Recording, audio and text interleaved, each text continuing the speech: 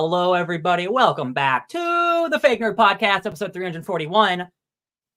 Raise our glasses, raise a toast, our margaritas, if you will, to Jimmy Buffett. We'll talk about some of that later, but we're here to talk about some strike stuff. Not talk about any movie stuff. Sorry, still striking. Sorry, y'all. Pay your writers, and then we'll talk about that stuff. But until then, we got some great stuff to talk about. I'm going to talk about a lot of video game stuff because I haven't talked about anything the last 6 months of my life. So I'm excited to talk about that. But before we do any of that, I'm joined with my best buds in the world on this beautiful Sunday morning. It's 11. Somebody just woke up probably. We got Sparks Witty. Yeah, it's Ben. We got the recently arisen Ben Magnet.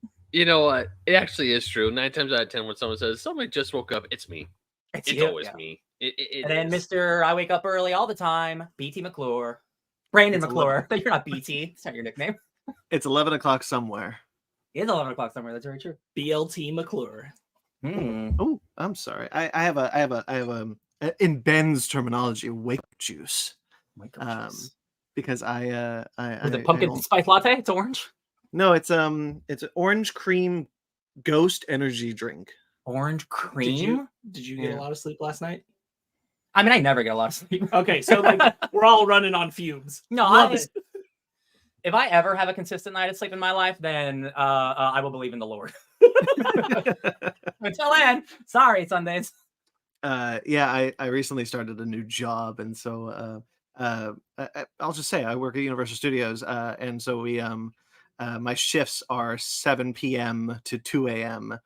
Because of Halloween Horror Nights, and I got home about 2:30 last night, I guess, and stayed up for about an hour and a half, and then went to bed and woke up 4 hours later. So, hey, man, that's the bummer, because like if you have a schedule, like you, Brandon, you wake up early, so no matter what, you're gonna wake up early, and that's a bummer if you get home late. That is one of the side effects of being an early person. I remember when I worked Not Scary Farm. Yeah. That was a long time ago. I'm so glad I working in the restaurant industry. Most of my 20s, I was closing and I wouldn't get home till late, especially working in a restaurant where the bars were open till 1 a.m. So I get home at 2. So like, I'm thankful I don't have to do that anymore. I'm sorry you have to do it, Brandon, but like, that seems kind of cool. Like, I know you're not the biggest horror person, but like, I think that seems pretty cool.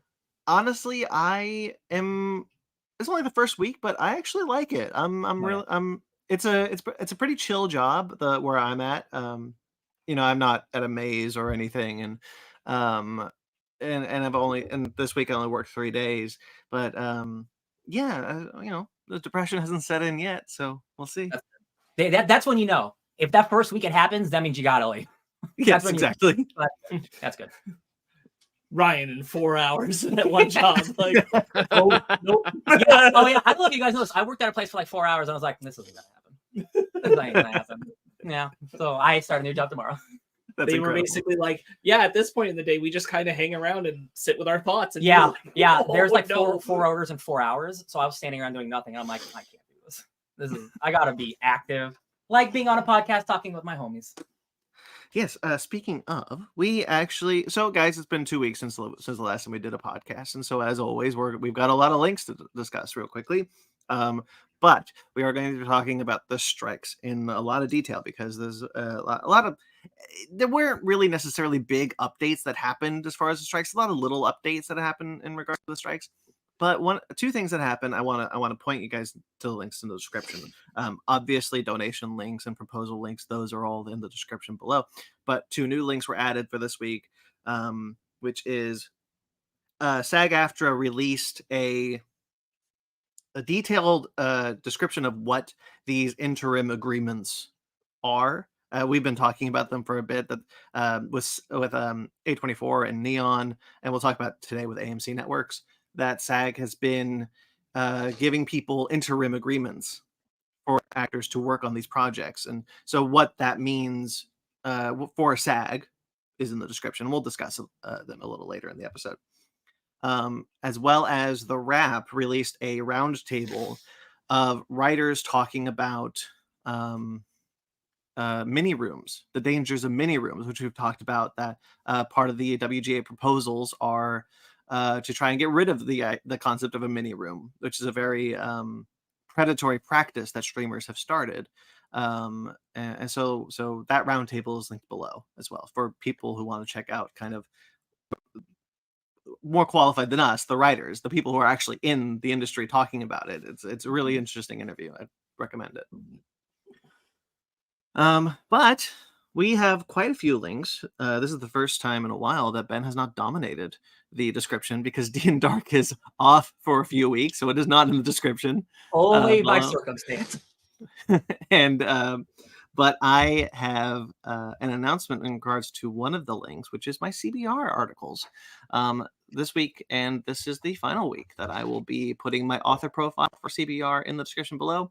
If you guys happen to have missed a list that you're interested in, you can check it out. But I've left CBR officially as of this week, and the reasons I won't talk about on the show. I'll tell you guys individually. But yes, I have left CBR. Ultimately, like, it was a nice place to work for freelance people. The editors were really nice. It was really welcoming. But I'll just say Valnet as a company, which is the company that owns CBR, Screen Rant, Collider, and so and so and so and so.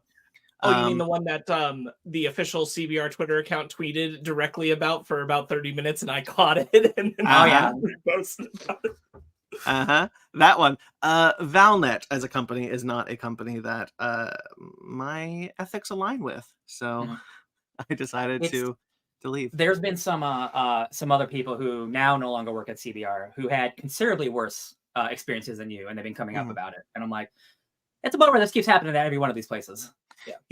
Those people, like, they work, like, I was freelance for CBR, so like I only really talked to them. These guys were employees at Valnet, and that's a much worse environment for them.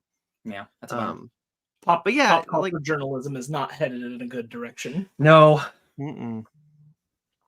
Speaking of, though, we have quite a few links. Sorry. I have another link in the description, which is my Atomic Geekdom article about the Energon universe, which is something we've talked about before on the show, which is Skybound's new Transformers, Void Rivals, G.I. Joe universe that they are doing. Is that officially? Is it officially called the Energon universe? Yes. Okay. So I basically just kind of give the lowdown on what that universe is and why it's significant. We talk again. It's probably not anything you haven't heard me say on the show before, like when we were talking about it a few weeks ago, which is it's interesting that Skybound, who is a creator-owned company, is dealing with licensed comics with a creator-owned comic book. Yeah.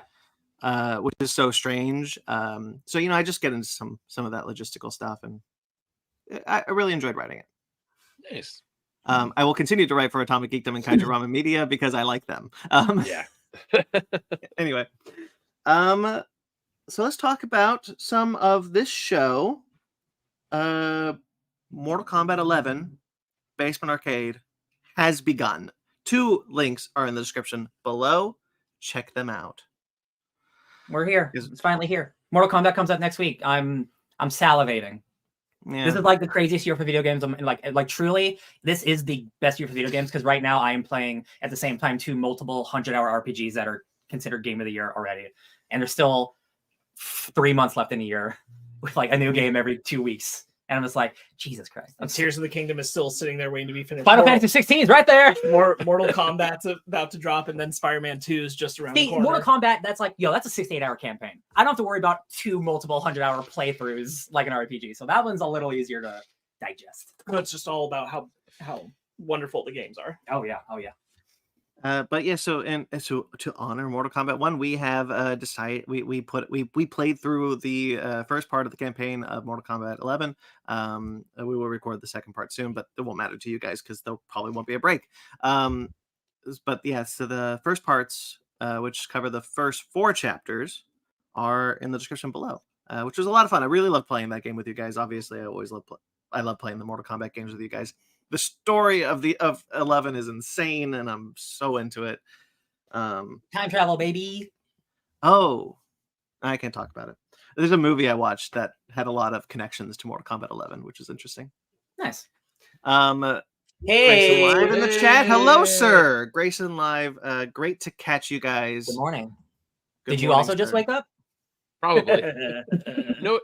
Knowing his work schedule, he probably did, but he's also getting ready because we have I will say this. I'm not gonna say exactly. I told Sparks and Ryan what it was yesterday, but since we're here live, I'm gonna tease it. Myself and the rest of the D and Dark crew today we're recording a little Halloween special with certain beloved characters in the game of Call of Cthulhu. I'm not gonna say who the characters are, but they're well known, well beloved, and Sparks specifically is probably gonna love that episode when it finally comes out. I mean, I'm gonna scold you if you don't know your shit because you don't have an excuse. It's true. It's so true. You took too long. I'm so curious what this is. Then. It's in your house. I know. It's interesting being out of the loop with my friends. Yeah. Let's see. That's exciting. Oh, I wanted to tell you. Sorry, my brain's resetting today. One of the mazes at Universal Halloween Horror Nights is a Universal Monsters Unmasked maze, which has Frankenstein, Wolfman, Phantom of the Opera, Hunchback of Notre Dame, and like horror, like gruesomely horror versions of them. It's a cool maze. I thought you and your D and Dark crew might like them. Is it the same one? I don't know if you went with us, Brandon, because they a couple of years ago when we went, they had that, but I don't know if like the Phantom was involved or anything. So I wonder if it's like an updated version of the old one or it's a brand new one. But I love that. The bride was the coolest like bride version I've ever seen. She was so gross. Oh, yeah, she was. Actually, Ryan, I do remember they did have a Phantom. I remember because when we go into the Phantom room, I actually started sing my angel of music, and the actor who was playing the Phantom was like, he heard me, he saw me, he was like, oh, this guy, yeah, he gets it. That's awesome. I love that. That was an incredibly funny bit where Ben went falsetto, coughed, and then his balls dropped. Live on it. I can't go that high, okay? You guys know that. But Ben, the Basement Arcade fun does not end there because there's a Basement Arcade pause menu that is out right now where you taught the art of Nintendo Power, yes? Yes. So the episode that just came out is me talking to essentially the curator and creator of the traveling art exhibit, The Art of Nintendo Power. What that is like if you go to video game conventions around the country, he also travels with a bunch of original art pieces that were put in the Nintendo Power magazine, and he puts them on display for people to see, and it was a really great conversation, not just about the magazine Nintendo Power itself, because we all know that's like the most famous video game magazine ever created. Dude, I loved that when I was younger. But also it was like a great piece of like, hey, this is like some really big this is actually a really good thing to preserve, because the art that was made for the magazine, not a lot of people say is like, oh yeah, we have to preserve it, or we should preserve it, but these are some like one of a kind pieces. Like they're clay. It's like everything's made out of clay. It's incredible. Some of them, the early covers, they were clay covers. Their very first cover had of Super Mario Brothers 2 was essentially a claymation of Mario jumping. So it's really I would definitely say it's a really good episode if you want to listen to about not just to talk about Nintendo Power, but essentially the art inside the book, because the art is just wow. Because a lot of people hand drew the stuff. This was long before, like, because especially the early episode or the early issues of Nintendo Power, they didn't have the computer generated renders that we have today. They had to draw them. I mean, they had screenshots of the games, but they couldn't just like take the 3D models and slap them on a magazine. Yeah, I thought it was a cool episode for you to get to do, Ben. It honestly made me think about like, where is the artist? I need to look into this. Where is the artist who made the art covers for all of the US Dragon Ball Z magazine covers, which ran for like 89 issues for a few years? I'm like, where is that person? Deep dive. What do they do? So that's in the description as well, both audio and video format. I forgot to put in the description for the live stream, but it will be there for the audio people. The Basement Arcade for Chaos City Part 1 has dropped, which is very exciting. That dropped earlier this morning as far as this recording. That was great time to do because, as you guys know, Chaos City closed its doors this week. No, not this week, this year. And we were able to kind of get in there at the last couple of weeks and play some really fun games. A lot of really cool dodgeball happen in those games. I'm really excited for you guys to check it out. Speaking of Chaos City, Grayson live in the chat saying, hopefully everyone enjoys it, meaning the episode he and I are going to record later on today. Sleep comes after prep, understandable. And he was watching the Chaos City episode. Fun stuff. That is why I remembered it. Oh, yeah. It was fun to revisit because that's when I had to like go through the whole thing because it's a lot of editing work and doing multicam between Brandon and I's feeds. So I really went through it all and I'm like, oh, this is a lot of fun to watch. This is cool. So I'm not going to say how consistent those episodes are going to be in coming out because they're a lot of work and there's a lot going on, but expect another one within a month. Yeah, for sure. They're like Spark said, they're big episodes, and there's like, did we record 5 in total? 7 in total. Okay, so yeah, they'll roll out when they roll out. Roll out.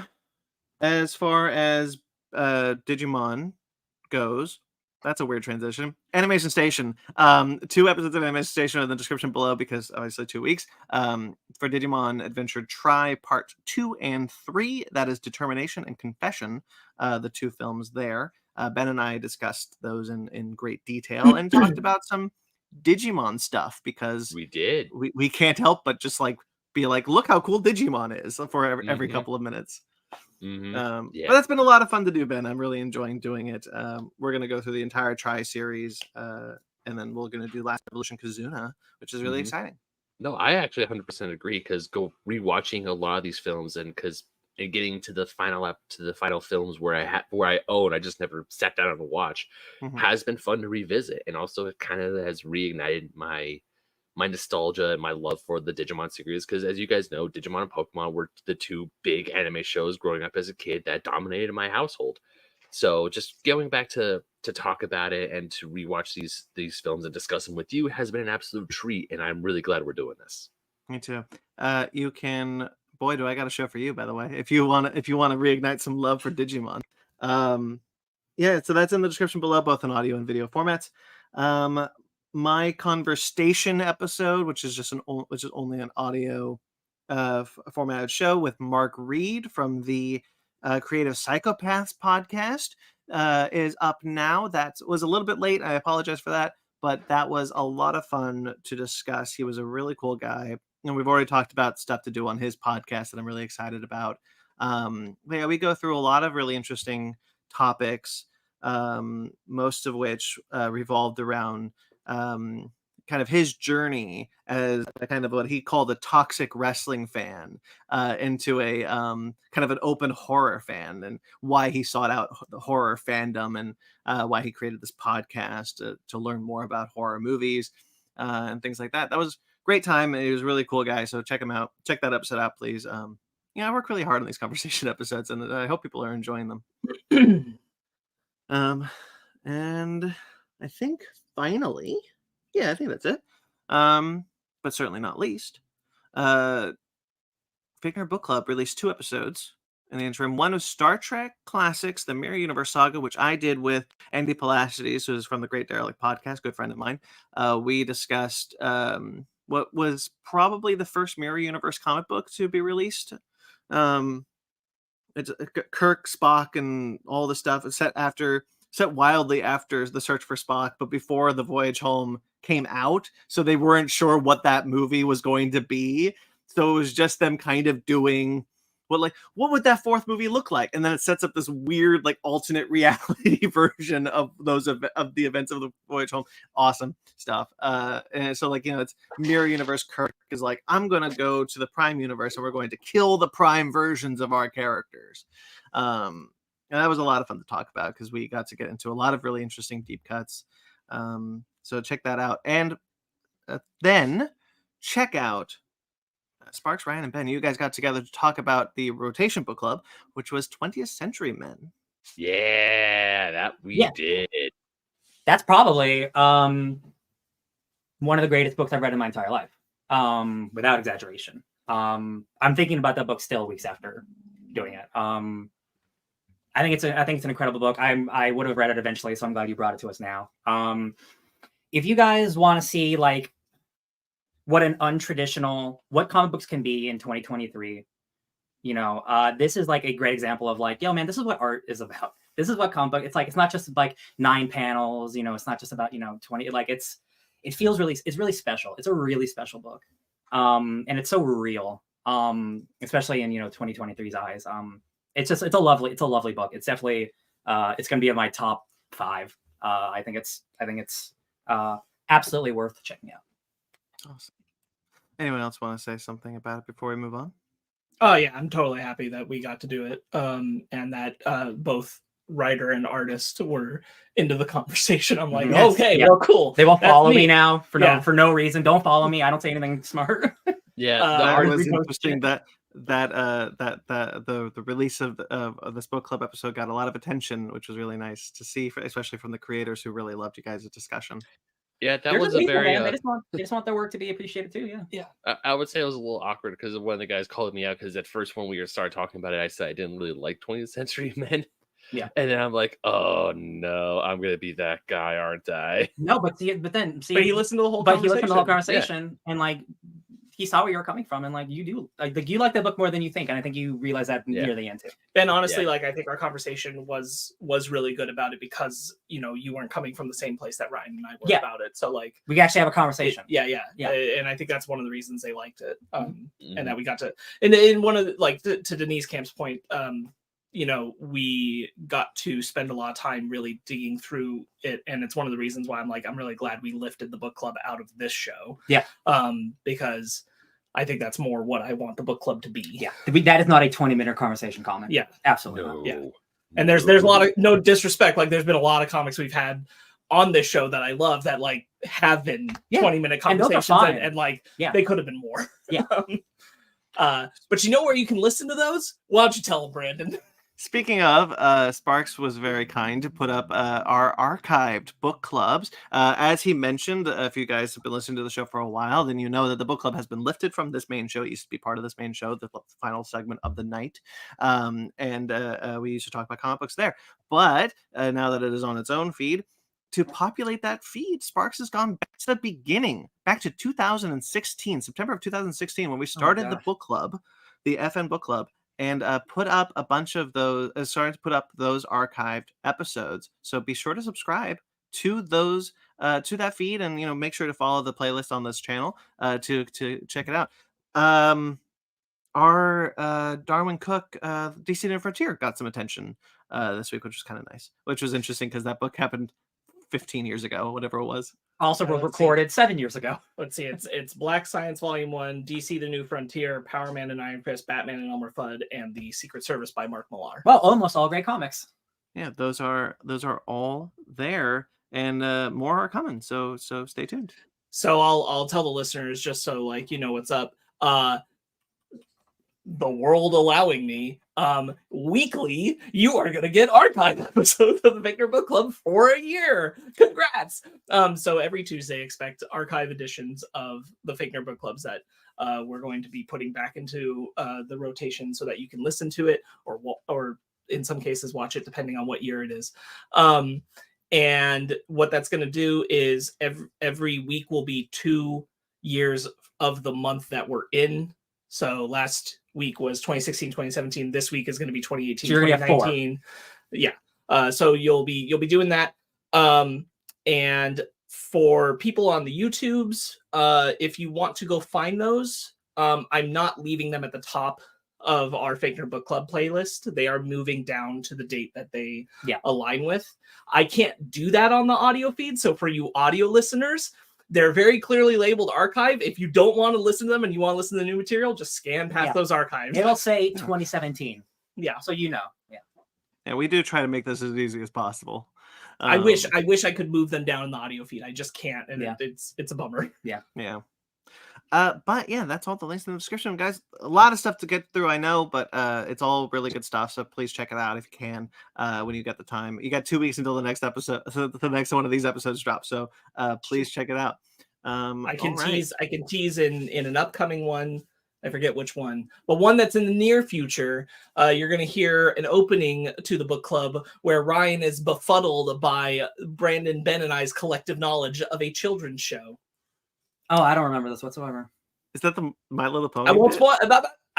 I won't say it. Wait, hold on. I don't want to know the answer, but am I challenging that you guys don't know enough? No, you're astounded that we know as much as we do. Oh, is it My Little Pony? Yeah. Yeah, I still have My Little Pony toys that you guys got me. Yeah. Oh, people will get to see the origin of that gag from Christmas ages ago. Yeah. All right. Well, shall we get into our weekly roundup? Who wants to go first with their week? I will, because I don't have a whole lot. There's really only one thing I really want to talk about, and it's this little device that I'm holding up right here, audio listeners, which is, it looks like a Game Boy, but it's not a Game Boy. It is called the Ambernic RG35XX. Wow. I know, it's a mouthful. So what this device is, this is an emulator device. This is a Kindle. Yeah. I know. perfect. I know. So a buddy of mine at work, he loaned this to me for me to play with because this emulator device came out of earlier this year, and it's been getting a lot of attention. It even has 4 trigger buttons for like an L2 and R2, and this thing can play up to the PlayStation 1. And I have to say, the emulation quality on this, especially the PS1 games, are phenomenal. It comes with a whole bunch of games preloaded on, not exactly legal, but this thing is like only like allegedly. Ben, you have to say allegedly because you're not actually playing these illegal games. It's allegedly you're not actually doing this. You recommend people to buy the games. Yeah. I'll continue. Yeah. Yeah, but this thing is like really nice because recently I've been thinking about about getting into more emulation devices, mostly so I can sell some of my hard copy games and free up some space, get some extra cash because you guys know I'm planning a big trip to Japan next year.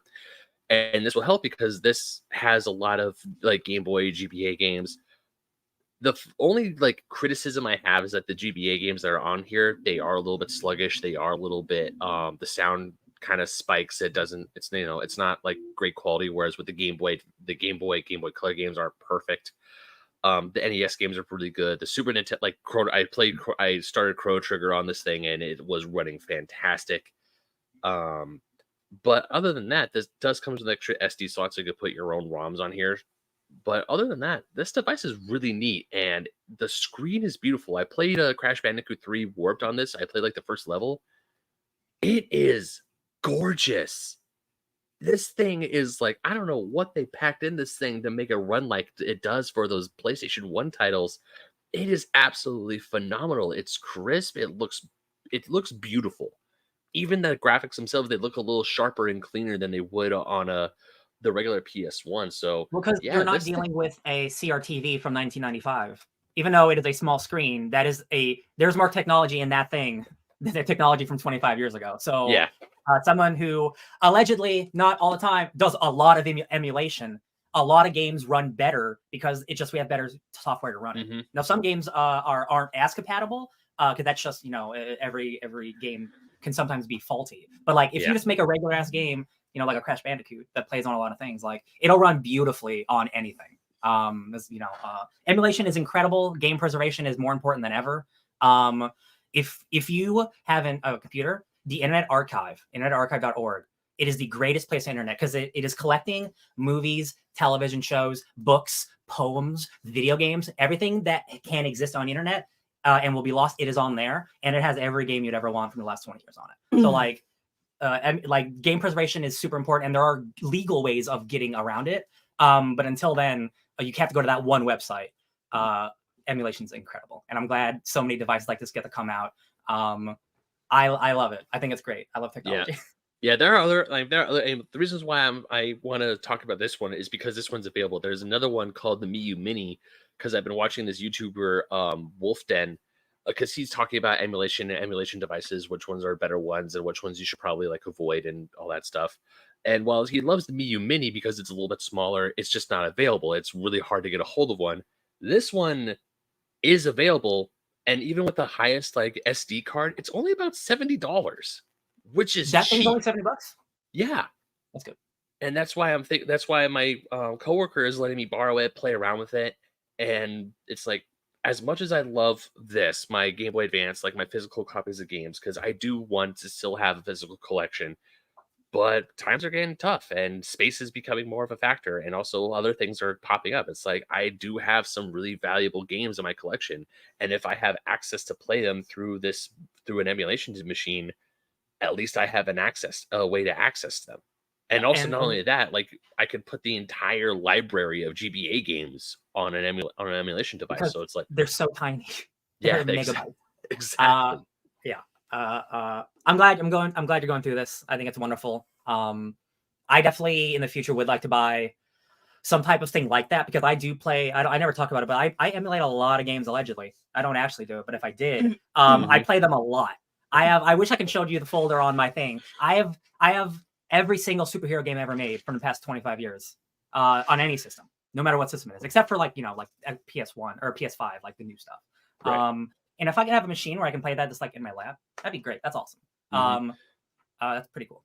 Yeah, I mean, even my PlayStation Vita, because I had that modified and added a whole bunch of emulators on there, and it does run. It runs some of the emulators pretty well. My Dreamcast emulator, not so much. But once again, there is a setting where I could overclock the system to make it be a little bit more powerful. Yeah. So there are like I'm still playing around with stuff. I'm still like dipping my toes in the emulation pool, because as you guys know, I'm decently technically inclined, but there's a lot of stuff like, oh, you need this file, the zip file to go over here. I was like, what are all these terms? I promise you, Ben, like it's so much easier than you think it is. I can show you. Bring that thing over, Ben. I'll put 100 games on your thing today. Like it's allegedly. I wouldn't actually do it. Funny enough, because my coworker also allegedly, oh no, he actually did load me an SD no, he card gave reader. You that. You have it. No, he did. He loaded me this because he told me to. It was like, hey, if you have games, put them on there. So allegedly, but yeah, it's a really cool device. I think I can show you, Ben. It's considerably easy. Yeah. Yeah, it's a really cool device. So far I'm really enjoying it. And honestly, the fact that it's like that cheap, or at least it's like less than $100 to get that, and even right out of the box, it comes with a bunch of games to play. I think that's like you were saying, Ryan, game preservation, but also for someone like me and other people, it's like the access to play games without having to spend a whole lot of money. Yeah, because a lot of because like this game, Fire Emblem for the GBA, is one of the most expensive is one of the more expensive GBA games. I mean, the price has dropped since they released the game on Nintendo Switch Online, but still, it's like the thing about old games is they're not making money off NES games anymore. They're not making money off of a 2003 Game Boy cartridge, right? So like, I don't think emulation's a problem for old games, because first of all, most people can't even get those games anymore because you don't make them and you don't sell them. So and even if you were buying them, you're buying them secondhand. You're not buying them from the company. 100%. So like, once a game leaves like the store production, that's it. Like that's it, right? So like, it's not the same as like a Blu-ray DVD market. Absolutely, it's not the same as a modern thing where they don't want you to pirate Game of Thrones DVD because those will sell. You do run into a little bit of a little bit of a legal wall when you hit like ones that they've decided to digitize, but yes. like that's a like few and far between conversation, and like even if they have like, how accessible are they without like subscription services or things like that? And generally these older games, like Nintendo's pretty shitty about it, but like even they're like they're the worst, but even then like they're not as bad for older games. But like a lot of these like Atari, old like PS1, nobody gives a shit. Like nobody cares that you're playing Wild Arms on your PC through Twitch. Like nobody cares. Old computer games that can't even run on modern systems. Exactly. Like games that don't even run on our PC because our PCs are too advanced. Like some things like that, that is important to keep around and to preserve that. Cause like, again, preservation is important. And I will say, because I was also writing an article about emulation for Fusion Game Magazine, little sizzle, because it's coming out soon. It's done. It's in the Fusion boards, ready for my editors to go through it. I did look this up, and no one in the United States, as far as I know, there has been no criminal case and there has been no criminal arrest for people emulate, because it's legal to own emulation. The only illegal gray area is downloading the ROMs of games and making copies of ROMs for games. Yes. That's the only legal gray area where companies are saying it is illegal, and there are other lawyers who are saying it's kind of it is and it isn't. So You're borrowing it. So I forgot to mention Ben's blog on our website, fakenerdpodcast.com, all up to date. If you guys want to check out all of his back catalog from Old School Gamer Magazine and Go Nintendo, none of his magazine articles are there yet, but they will be. The first drafts of them will be. But yeah, if you want to check out his back catalog, it's now updated all on the blog, on his blog, a nostalgist bitch on fakenerdpodcast.com. Love it. All right, sorry about that. Anything else, I Ben? just wanted to be sure. Nope, that's it. All right, I'll take it back because we're talking about video games. So Starfield came out this week, and it is the biggest Xbox game of the past couple of years. It's already sold 6 million copies in like its first 3 days. That's like insane. I've been really anticipating this game. A lot of the world has been anticipating this game, and I will say I think it's pretty good. After playing, this game took like 6 years. It took like 8 years in development. Fallout 4 came out in like 2015. Bethesda makes a very specific type of game, and they're very good at it. But we have advanced so much now as a society, as video games have evolved. Bethesda has kind of kept to what they make, and Bethesda makes Bethesda games. They are hardcore RPGs. They used to make classic RPGs, kind of like Baldur's Gate, which I'll talk about later. But the thing about, I was so excited about Starfield. Like, I love space, guys. You know, like I love exploring. And after playing No Man's Sky for years and having the ability to build a base on a planet, leave the planet, go to a space station, travel to another galaxy, all without loading screens. It all happens simultaneously. I can go up and down like it's nothing. Starfield, I am bogged down by menus. To travel to another system, you have to open the map, you have to click on the planet, then you travel to the planet. But you don't actually get to land on the planet, you land in the atmosphere. So you're flying around space. So if you actually want to land on the planet, then you have to click on the random places on the planet to go explore. You can't just land on the planet and go explore. So it is maybe the most disjointed open world game I've ever played. And I love Bethesda, and they make incredible open world games where it is just one big map, right? This is like 1,000 tiny maps, and it feels really disjointed. And I'm having that's the biggest thing I'm having a problem with. It does not feel as cohesive and open world as their other games. It's because they're trying to do something considerably bigger. This is a giant space game with thousands of planets. But again, going back to No Man's Sky, like, a lot of these planets, like, they are barren as they're supposed to be, right? You know, this is a very realistic game. They're calling it NASA Punk. This is 300 years in the future. We're not dealing with aliens. We're dealing with like alien, like animals on planets, but not crazy. This isn't Mass Effect. This isn't Star Wars. This is hardcore realism. Every space suit you get looks the same, just different color. It's also one of the problems I have with the game because, like, man, I just got like this epic space helmet, and it's just a blue version of the helmet I had before. And it's the problem with going realism. Because, like, I love Mass Effect, and that's all about like cool aliens and cool armor. But like, humanity in 300 years, we're not going to be looking like alien shit. We're not going to be wearing Art Deco nonsense. We're going to probably, like, you know, evolve normally, and we're going to have like normal spacesuits. And it's kind of boring. It's just kind of boring. And if you're very into hardcore realism, it is awesome. That stuff is really good. Like, it is taking all that stuff really seriously, like very seriously. There's not a lot of like goofs, which is something I'm kind of missing as well. So I'm having a good time. I'm not loving it like I wish I would, but there's so much to the game. So I might be sounding negative, but like, the thing that I was coming to the game for isn't really impressing me. All the Bethesda RPG stuff is incredible. They are really still like top tier. Like, when you're having dialogue conversations, when you have to convince someone, you know, just like Dungeons and Dragons, you know, you have to persuasion check, intimidation check, all that stuff's in this game. All that stuff's incredible. The characters are pretty good. The scripts, it's okay. I probably would be happier about it if the greatest game of all time didn't come out, and it's called Baldur's Gate 3.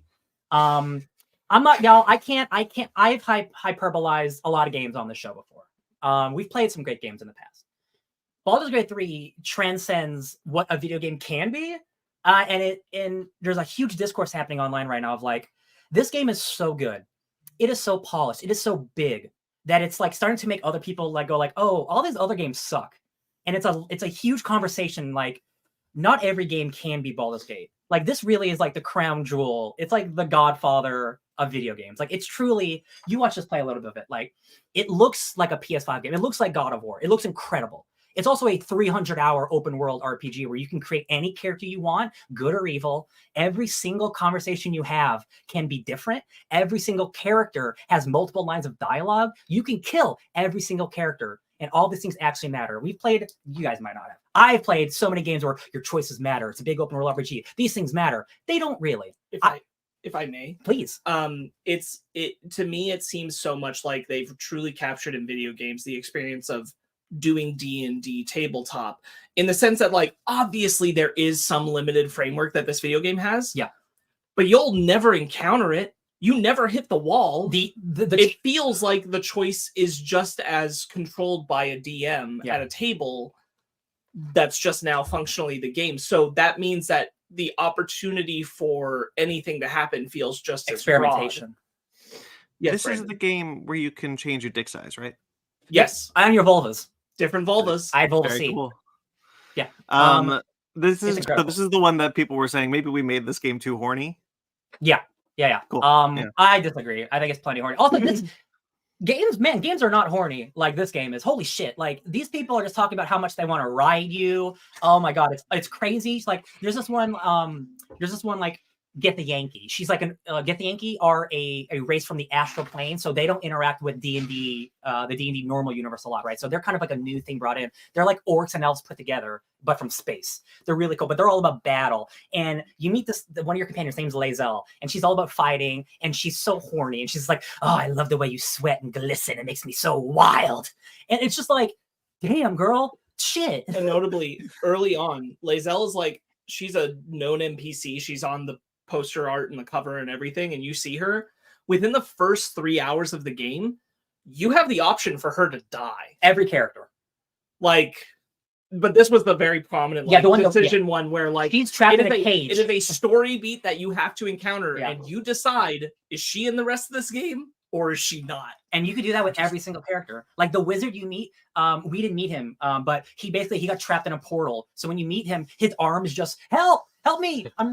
He's sticking out a portal. You could just ignore him. And you'll never interact with him ever again.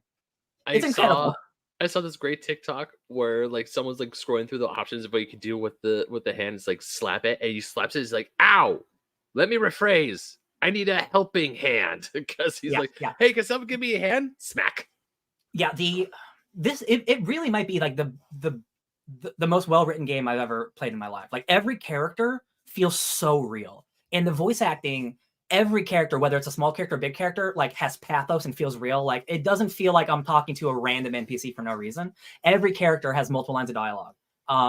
Again, this is one of those things where, like, this game took 6 years of development. They have multiple studios around the world. They were working on this game literally like 24 hours a day. Because I was watching a bunch of interviews with the developer. Like, how do you, like, they're putting out a patch like almost every other day, and for this huge ass game, like, how are you doing this? It's like, because we have 3 studios and we really care about the game, and we're not trying to crunch anyone. So people in Malaysia are working on the patch that the people in Europe were working on 6 hours ago. So it's constantly being worked on, and that is incredible. That is incredible teamwork and co-ownership and stuff. And the most powerful thing about this is an independent studio. They did not get the rights to Dungeons and Dragons. They bought the rights to Dungeons and Dragons to make this game. They put so much money into making this because they've made a bunch of other RPGs for Divinity, Original Sin, Tyranny, all these other smaller scale games. They were given, like, y'all, man, we trust you. We know you make good games. We're giving you the D&D license to make the biggest game ever. And if this messes up, then it's going to be awful. Like, the scale of this game. But I've played 40 hours on 2 different playthroughs at this point. And I've interacted with the same things, but in completely different ways. Characters are dead who are not there. Characters who I've never met are now here. The way you interact with villains, you can make them allies. Like, it really is, like, Ben, you specifically, this is like, I have never played a game that gives you so much choice in my life. Like, if any NPC, you can talk to them, you can trade with them, you can attack them, you can shove them off a cliff, you can charm them, you can turn them undead. Literally any spell in D&D you can cast at any time in the world, Ben. And it has ramifications. You can destroy a bridge and kill 40 characters, and they're not in that game anymore. You can embrace your inner Eric. Yes, absolutely. I'm playing a barbarian right now, and I never play just melee barbarians. I think it's just kind of boring. But I'm playing a hardcore barbarian who leans into being a berserker. So my charisma checks are barbarian and berserker checks, and their intimidation, and I just roar and I yell at people. So like when I don't get things what I want, I can do the barbarian check, and it gives me advantage every time because barbarians are really good at being angry. And I just yell to get my way through stuff. I'm just yelling at people. I made a goblin kiss my feet because he yelled at me. And I yelled at him like, kiss my feet. No, you kiss my feet. And he did it because I won the check. And it's just like every character is fun to talk to. So like, I am just going to play this game the rest of my life with every character. Because not just you create your custom character. You can play as the 6 like original characters they made for the game, Asterion, Lae'zel, all those characters. And they have their own interpersonal stories that you're dealing with the other characters too. There's so much story in here. It's unfathomable. Like, I can't believe it. And truly, like, putting this next to Starfield, like, they're completely different games. It's not fair to compare them, but they came out like literally like the same week. It's like night and day with like the choice and like the fun you can have. Well, but to the point, like Starfield is a different but in the RPG space, something that Bethesda has been, as you pointed out, like what they're very good at. Yeah. Baldur's Gate 3 has rocked the boat. Has rocked their world, dude. Rocked their world. Dangers. Yes, he's been playing it, baby.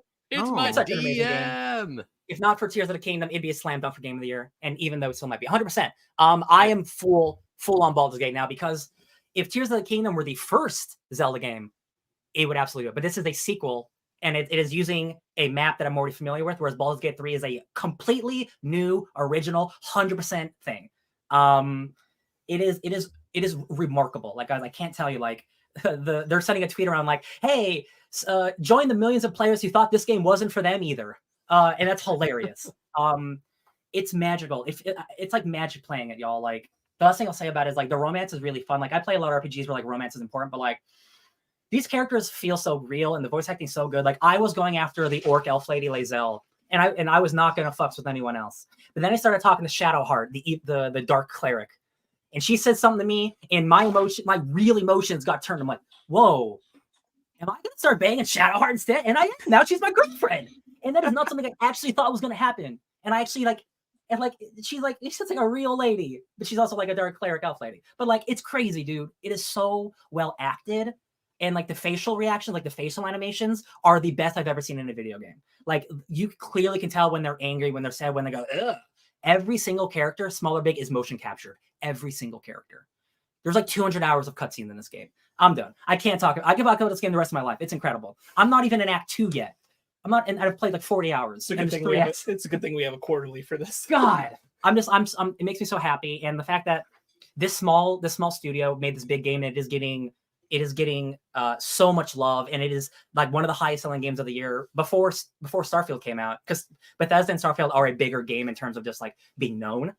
Baldur's Gate 3 has surpassed any imagination of what it could have been. They expected 100,000 players. They had up to 800,000 players on its first weekend. It's bananas. It is unassuredly game of the year. There's no way in hell. There's no Spider-Man will have to do something incredible, truly incredible to beat this. Like, Baldur's Gate is a like once in a generation type game. Like, truly. I think we were maybe 3 months into the year when I realized Spider-Man's not making game of the year. Yeah, the more I see it, like, I'm sure that game's gonna be incredible, but like, just the things Baldur's Gate's doing. But you're right about you bring up Tears of the Kingdom, which I think is apt. Like, it's not really doing anything that new. It's in terms of game mechanics. In game mechanics, yes, but in terms of the world, no. That's why I'm knocking it. If it was a brand new world and it had those mechanics, then yes. Because in terms of game mechanics, Tears of the Kingdom is still like unrivaled. That's still doing shit that I've never seen in a game in terms of like actual game mechanics. Baldur's Gate's more of like a story-driven game that has just really great combat. So I see what you're saying, Brandon, but like Tears of the Kingdom is still incredible, but it is rehashing something we are familiar with. So that is the one knock I do have. I think Baldur's Gate 3 has the same momentum that Elden Ring had, which is it's broken the barrier of people who didn't think this game was for them. And which is not easy to do for games like this. Absolutely. Like, Baldur's Gate 3, a CRPG, which is known for classic or computer RPG, it is hardcore. Like, there's like, you open that radio wheel, you have like 70 things you can choose from, dude. It's insane. Like, anything you can do in D&D, you can do in this game. And like, the fact that it is selling millions of copies is like we said, right, it resonates with more people than regular, because it is that good.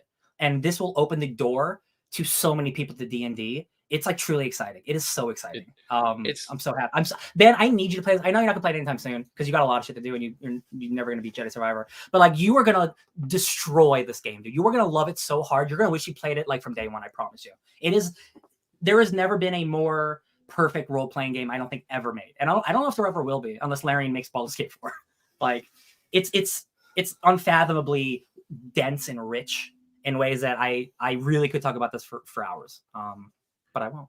Like when I found out that Baldur's Gate 3 was coming out is available for PS5, I'm like, oh, I am ready.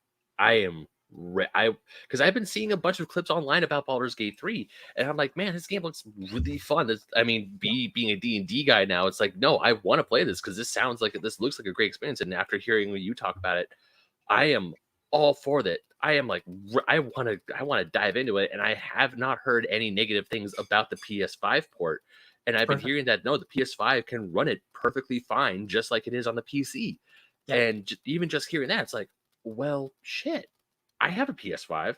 Well, I want to play on my PS5. Y'all know the D&D game that we played a couple months ago? I made that exact character with the exact same stats and the exact same abilities in Baldur's Gate 3. You all of us can make our exact character. It is just D&D 5e. It's just D&D 5e. It literally is that. Yeah, it's great. It's so good. I just want to play it all the time. Yeah, Danger Dan is in the chat saying it's a major time sink, so just be aware of that going in. That's the games I live in are time sinks. All right. Sparks, do you have anything you want to bring up? Oh, sure. Since we're in the realm of video games, I, and by proxy, Ryan finished a video game also this week. Oh, that's true. Jedi Survivor. Holy shit. It's happening. Guys, it's happening. Yeah, for reference, like everyone knows, like I've said before, like this took a long time because I was playing through it with my mom, which means like it's an extra, we got to find the time and the opportunity to do it. And so like we played through it and like, yeah, there's a lot of thoughts. There's a lot of feelings. I'm sure we're going to get into them on a review because there's a lot of thoughts and there's a lot of feelings, and some are positive and some are not negative. I still have my notes. I'm ready. Hell yeah. What I'll say about Jedi Survivor, just like outside of expanding on it in the review and just right here, is that like my favorite thing about Jedi Survivor is I think it really got a lot closer to a perfect Jedi movement game. Mm-hmm. And like the way that you are able to use the Force to traverse a space, mm-hmm. I don't think has been matched in anything else past Jedi Survivor, and is a lot of like what I want about it. Because like when I'm traveling through the areas they create, when I'm solving puzzles using all of my Force momentum and abilities, jumping through things, dashing, that's honestly when the game's at its best. Mm-hmm. And I would play a lot of that kind of thing.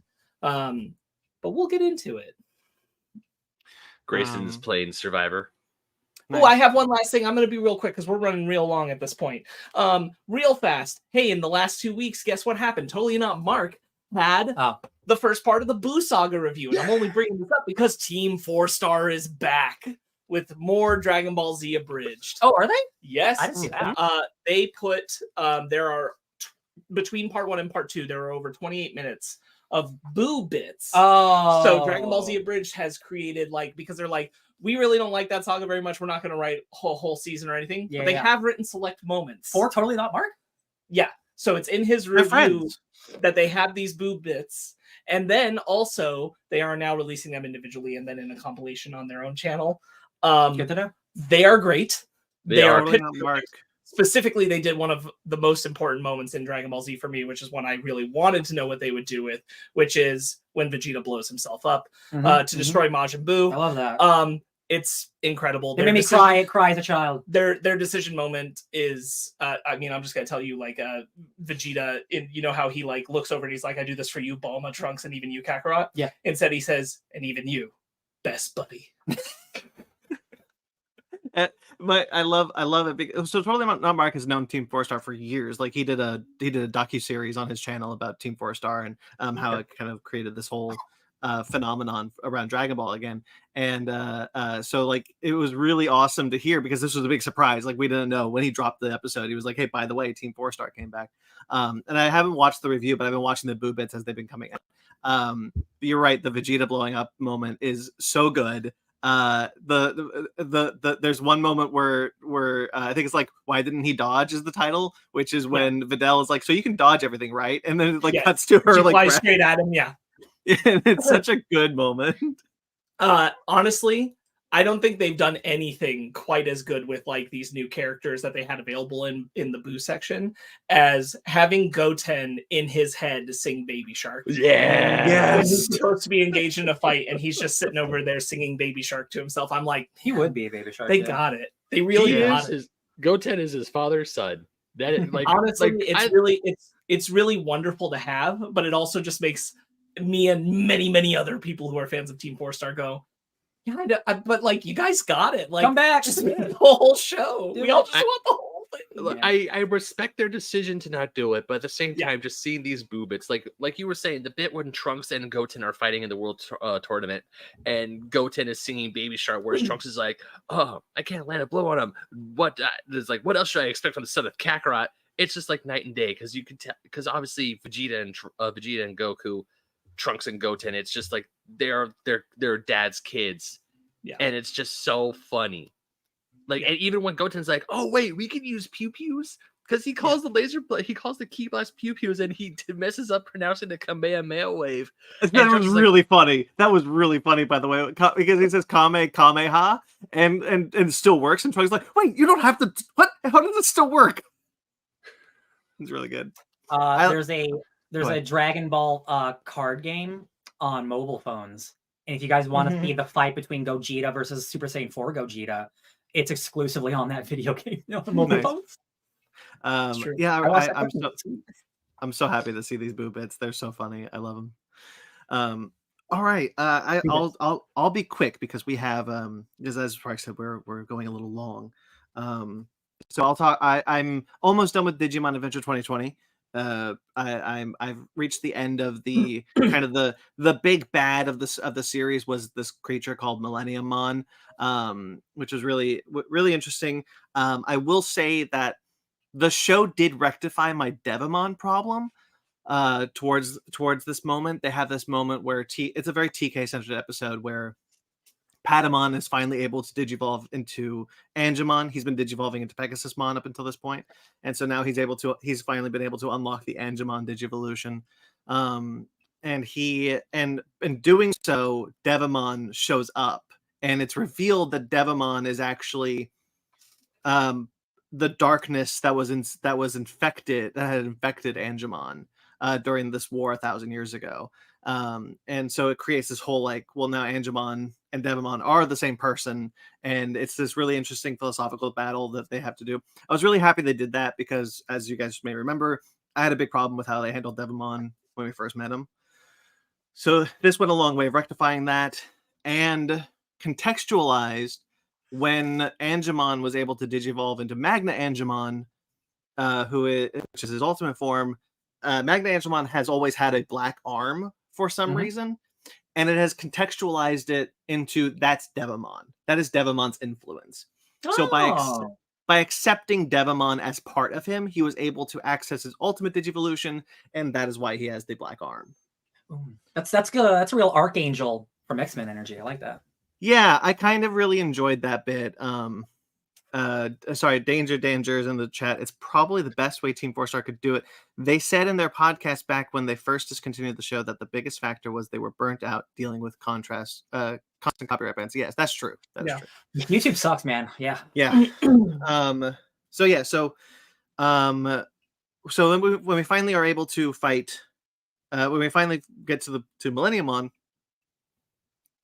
he's been kind of like built up to the. By the way, there's this dog Digimon called Commandamon, and he's great. I love him. He's like the traveling dog companion. So Millenniummon has been built up to be this big bad Digimon that like almost destroyed the digital world 1,000 years ago, and he's coming back. And when we finally see him, he's just kind of a mindless monster, and that was a real bummer. Again, going back to the thing where these villains don't really have the personalities that you would have seen in the original series. But there was a really interesting battle they did where for those of you who've only seen the first couple seasons of Digimon might not know that Digimon do not have a linear evolution line like Pokemon. They can literally go in whatever path, whatever. Like I was introduced to Metal Greymon digivolves into War Greymon, which we've seen before, but he can also digivolve into Blitz Greymon. So, for example, like there's alternate paths for digivolutions to go. Armor. We went down a DNA. rabbit hole. We went down a little bit of a rabbit hole the last Yes, episode we true. recorded for Animation Station Digimon, because we were like, wait, they can do what? He can digivolve into that? And so Metal Greymon can also dark digivolve into Machine Dramon, which I didn't know, which was interesting. So there's really interesting paths. And so what was really, really funny, and the reason why I'm bringing this up is because in the same movie, so in Digimon Adventure Try Loss, which was the 4th film, and we recorded that's going to come out in this coming week. I talked about it was really interesting that in that movie, Patamon is able to reach his mega form for the first time in the series, which is Seraphimon or Seraphimon? Seraphimon. Oh, Seraphimon. Seraphimon. So it's Seraphimon, this kind of like angelic night Digimon.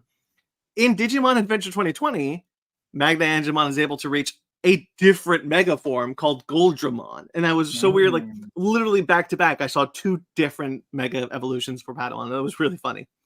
The show's pretty good. I'm a little confused why there's still 17 episodes left, because the show is done. Like they beat Millennium Mon. It's done. And so I'm so interested. Yeah, like so I'm so interested. Oh my god, you're so right. I was just joking. But you're right though. But what's so interesting is that there's 17 episodes left, and I'm like, what are you gonna do? What are we doing? I'm curious to see where that goes. Anyway, good show. I like it. Oh yeah. I started Critical Role. Which one? I just started with Vox Machina. Okay. Okay. Yeah. Yeah. So I went to the Geek and Sundry YouTube channel, the Critical Role YouTube channel, sorry. And I started just the first episode, which was wild because there's a guy there I don't know. Don't worry about him. He's gone in a few episodes. I've heard about this controversy. Yes. Yeah, so like Vox Machina, if you watch Vox Machina, it's this group, and so like I've watched Vox Machina, and so I go here, and there's a dude who introduces himself, and I'm like, I do not recognize your character from the TV show I watched. And apparently he's only in it for the 27 episodes, and then he bails because he was cheating, I guess is the rumor. The partially cheating, but also he was trying to turn himself into the main character of the story. Like he was he turned into that D&D player where he tried to make everything about him, or he tried to be the one to save the day. There was because I remember listening to him, and then actually I watched a YouTube video about this controversy. I was like, oh, I don't remember this because it's been so long since I listened to those episodes. Yeah. And there was a time where he tried to do something, and then Laura, I want to say it was Laura, she just leaned over and said, can you at least just wait and to see if I succeed on this check or not? And he would also be like, oh, I didn't roll it, it just fell from my hand, because he would like try to do like certain re-rolls where he would I saw him do like just say you got a 20. Like to someone, because who's really gonna check? Because because you're not gonna see it, but like it's an honor system that he just didn't honor. You should have fun, and it's like game doesn't work if you're not being sincere about it. I mean, half the fun of I was just gonna say half the fun of D&D is just to see how things can go sideways because your dice are being what your dice are. That's the fun of it. So anyway, it's really interesting to watch these early episodes because of this dude, because I've never seen this character before, I've never seen this player before, and so and then seeing some of this controversy was really interesting. But it's early days, so it's kind of rough, but it's good. It's fun. I'm glad I'm watching it. I think they definitely start, like it's very very indie, but like where they are now, and they're all like incredibly rich, and their studio has the most incredible like marble table, and they have beautiful like chairs. It's like, oh, y'all, you made it. You really made this thing work. Yeah. It's incredible. So yeah, that's all I'll say on that one because I love it. really nothing else to say. I love it. We're all D&D-ing. Ryan, I'm curious. Did you read Immortal Thor? No, I was going to. They are sold out. So Immortal Thor came out this week, so I did read that. Oh, yeah, Miss Marvel. Yeah, I picked that one up too. The new Miss Marvel title. I haven't read it yet, but I did pick it up. Look, it's Al Ewing doing Thor. Come on, it's great. It's kind of a setup issue. It's a lot of setup, but they're setting up some really interesting ideas. There is kind of a learning curve because Al Ewing is friends with Donny Cates, so he was privy to what Donny Cates was doing on Thor. Mm-hmm. And I dropped off not when Donny Cates dropped off Thor, because for those of you who don't know, he got in a major car accident and got a divorce and stopped writing his Marvel comics. Actually, stopped writing all comics. Yeah, for a while. And so like I just kind of fell behind. So there is kind of a learning curve because I don't know where that run ended. Go ahead. I was gonna say, you should continue to read it because the person that got is really, really good, incredibly good. Yeah, Torin. I don't remember the name, but it's like a cool like Icelandic name. Yeah, but yeah, they're people really seem to really respond to that run. I didn't read all of it. I stopped a couple issues before, but I was really, really enjoying it. It is not the Donny Cates thing, but it is a continuation and it is really, really good. Yeah. But either way, they introduced some really cool stuff. If you look, Al Ewing knows mythology, so like if you're interested in Norse mythology, there's some really cool deep cuts that I really appreciated. Really good book. Excited to read more of that. Oh yeah. The last thing I want to mention is that I read another comic book called Godzilla Rivals Space Godzilla, which was an IDW one-shot, written and drawn. This is the first time he's ever written anything by Matt Frank, who's been drawing Godzilla comics forever. Incredible artist. I love his Godzilla work a lot. And he wrote a story of Space Godzilla that might take place in the far future or just before Godzilla versus Space Godzilla. It's kind of ambiguous, but it's drawn beautifully, and it's mostly silent because there's a narration that's running through of this prophecy of what Space Godzilla is going to do to this alien planet, and the aliens aren't translated, so you don't really know what they're saying, but you kind of get the gist of it because it's pretty simple to follow. I like that. It's gorgeous. His Godzilla looks great, so his Space Godzilla looks great. It's got a really funny ending. I really liked it. I only bring it up because I want to put eyes on it. I want people who probably don't read the IDW Godzilla books because, like, hey, that's okay. Like, they're licensed comics, and people have a bad opinion of licensed comics. This is one issue. It's just a one shot. It's beautifully drawn, obviously, because it's Matt Frank, and it's great to see. And it's great to see him kind of stretch his legs with this writing. With writing, he's in it. I think it's a solid debut. I just want people to check it out. Oh yeah, love it. All right, shall we? No, I know Ben.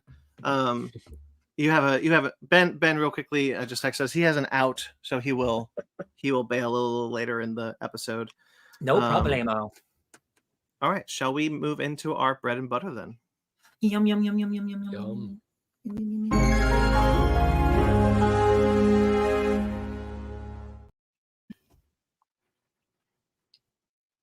Yum. Are we back? Yeah. Okay. For those of you who don't know, I need a new computer. My computer is very clearly on its last legs. Part of the reason why I got this. Nope. You just cut out. Repeat what you just said. Did you just mute yourself? Yeah. Okay. Brandon is muted. He's staring. I don't know what. Okay. This is why. Okay. Yeah. This is why. Yeah. So what happens is I part of the reason why I got this new job is because I'm trying to save up for a new computer, or at least a webcam, so I can use my other computer, which is a better computer than this one. Because that webcam doesn't work, so I need a whole thing. But anyway, what will happen is, for those of you who don't know, and why I don't intro the show anymore, if you guys noticed, is because it will play for you guys. The intro will play for you guys just fine. However, I'll be delayed. And so Mhm. it'll mute me just randomly and play the music for me. And so I'll just kind of be sitting there going like, for like 5 minutes until finally it unmutes me.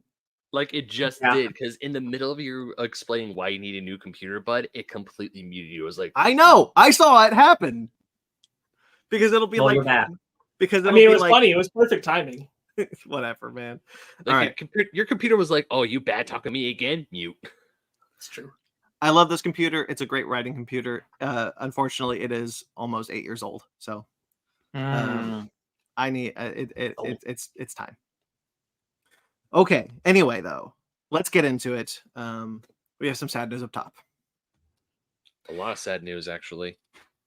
Jamie Christopher, who is an assistant director for quite frankly a lot of films, starting with Alien 3 was his first project, and his Ant-Man 3 was his last project. A lot of threes. He was the assistant director on many Marvel movies, including the Guardians of the Galaxy films. Most of the Harry Potter films, I believe. I don't think all of them, but most of them, if not all. A lot of movies. He passed away. People had nothing but great things to say about him. Star Wars, he was also on Star Wars. At the age of 52, however. 52. 52, not. Damn, he was working young. Yeah. 52 due to heart complications. So that sucks. Yeah. People, assistant director is an important job. Those directors can't do everything themselves. They need assistants. So I guess that is important. That's a shame. He worked on a lot of great stuff. Yeah. Robert Klane, who is the screenwriter for Weekend at Bernie's and the writer-director for the second film, Weekend at Bernie's 2, and National Lampoon's European Vacation, as well as other things, obviously. He passed away at the age of 81 due to kidney failure. Damn. Weekend at Bernie's is an all-time classic. That movie is hilarious. Hugely funny. And I'm surprised that's a movie that hasn't been remade. That feels like one of those movies that like you get the newest comedians who are up and coming, and then like someone's getting ready to do it about Mitch McConnell. The political version. Weekend at Mitch's. Oh, I shouldn't. That's me. I shouldn't do that. Starts coming out to congressional hearings. Couple security guards, sunglasses right here. I'm sorry, You know, I Ryan. would feel bad if he wasn't a ghoul. Right, like I don't care. He's a ghoulish human being who shouldn't be in office. So yeah, I don't care if he's having a is he having strokes? Good. Anyway, Hopefully they're poopy.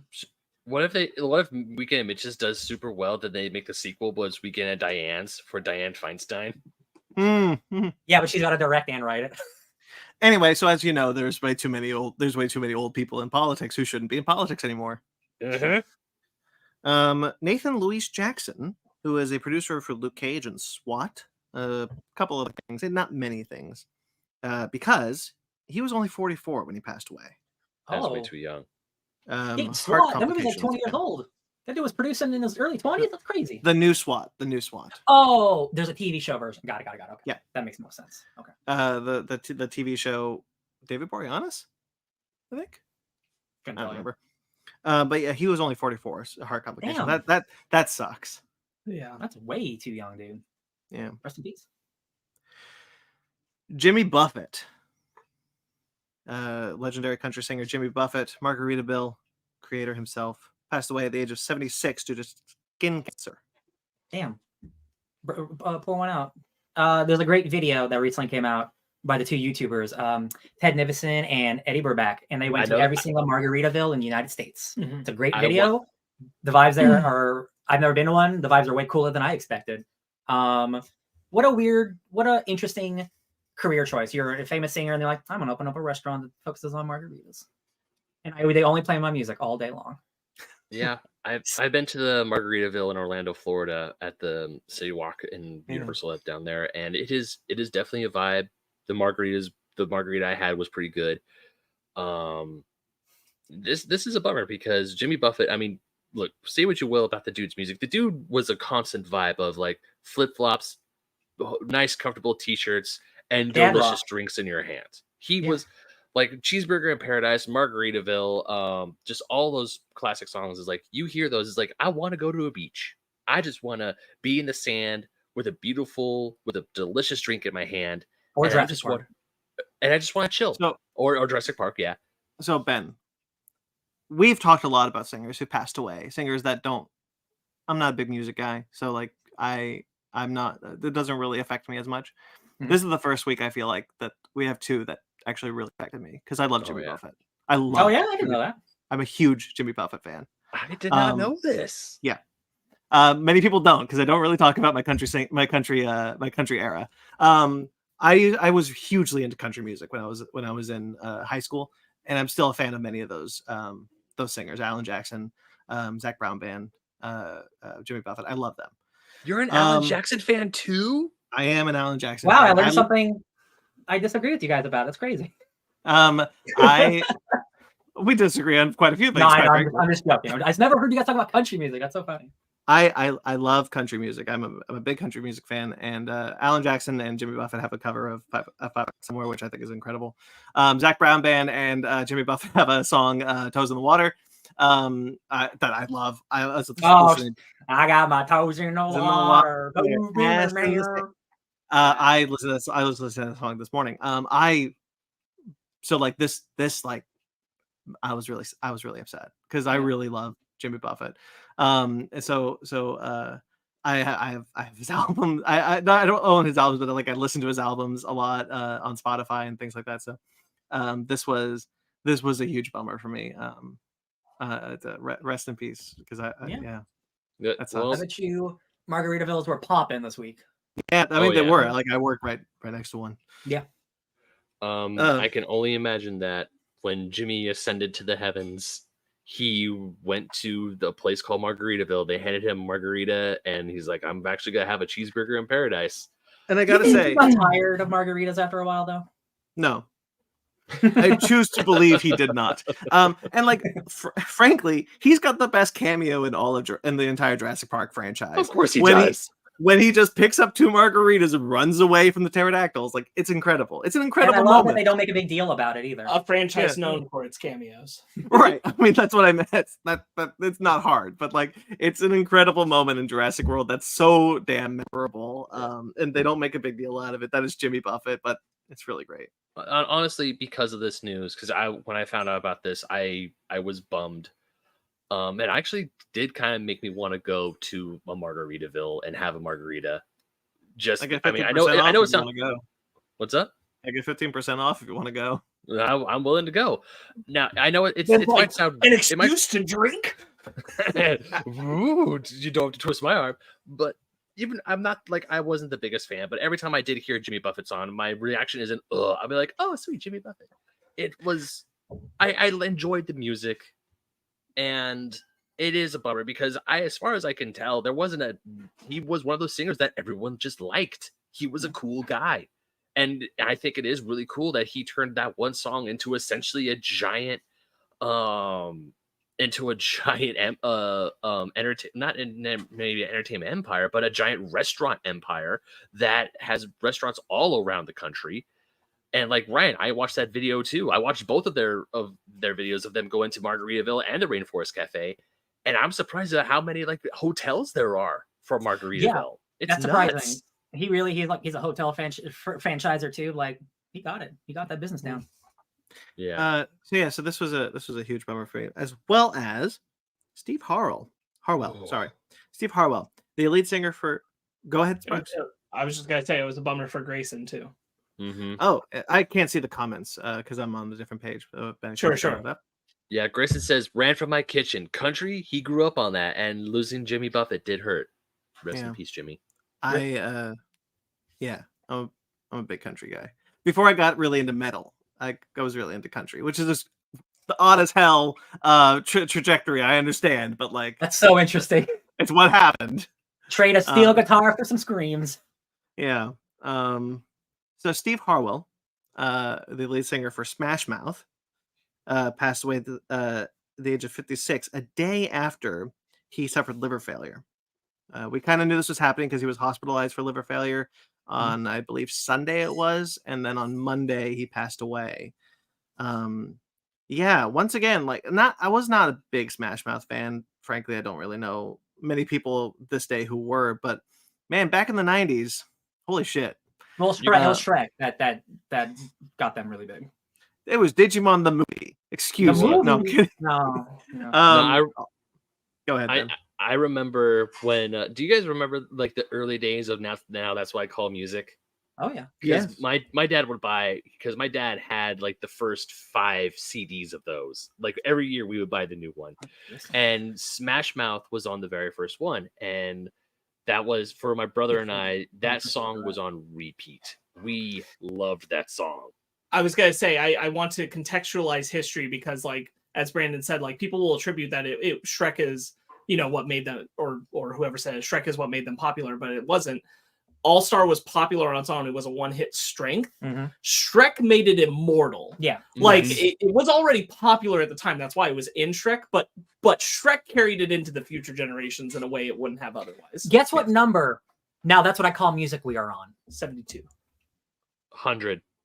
87. Brandon, it's 87. Holy shit! Oh, on the They're on money. Look at 25th that. anniversary. Do I win anything? Nope. Damn. All right. So yeah. I look. Yeah, All Star is an incredible song. The things that I have forgotten in order to keep the entire every single lyric of All Star in my head for the rest of my life. Yeah. It is crazy. It's in Digimon the movie. It's in but like we all had that one album that had All Star on it. But it was my favorite. I'm gonna bring something up that's gonna like throw you guys to the past. It was my all-time favorite, Hit Clicks. Yeah. For those of you who may not know, Hit Clicks was the little tiny Like a square. keychain. Little tiny square keychains that you put into little MP3 players. Well, they weren't MP3 players at the time. Little things, and they played like a verse and a half of a song, pretty much. Like, it was not the full Yeah, song. like 30 seconds. Like 30 seconds of a song. And I listened to the All Star one all the time. I had NSYNC, I had Backstreet Boys, I had I was a big boy band guy when I was a kid too. Britney Spears song, "Oh Baby, Baby." Hit Me, Hit Baby. me, baby, one more time. Hit Me Baby One More Time. I had that one. And they were on a keychain, and I had the little lapel one that you can hold on to the thing. It was probably the size of an iPod Nano. I had the little boombox one, but I listened to the All Star one all the time. I even like Shrek 2. They have a song called "Accidentally in Love," which I think is really great. Like legitimately. That's Counting Crows. It is. It's Counting Crows. So you say, what's the problem, baby? That's Counting Crows, I promise you. Is it covered by Smash No, Mouth? that's just a Counting Crows original. Doesn't Smash Mouth Do they cover it? I know Smash Mouth does a cover of a famous song. Do they cover "Livin' La Vida Loca"? No, they cover "I'm a Believer." Yeah, that's the one. They cover That's that the one. one. Is that in? I thought that was Shrek 2. I thought that was Shrek 1. That was That is Shrek in 1, Shrek yeah. 1. Well, they have a song in Shrek 2. It's not "Accidentally in Love." That is like Are the you- Counting are you Crows' sure biggest it's not- song. Are you One- sure it's not covered by them? 1000%. Can someone look it up, please? Because like I'm pretty sure that there is a Smash Mouth song in Shrek 2. Ben, are you on it? Mm-hmm.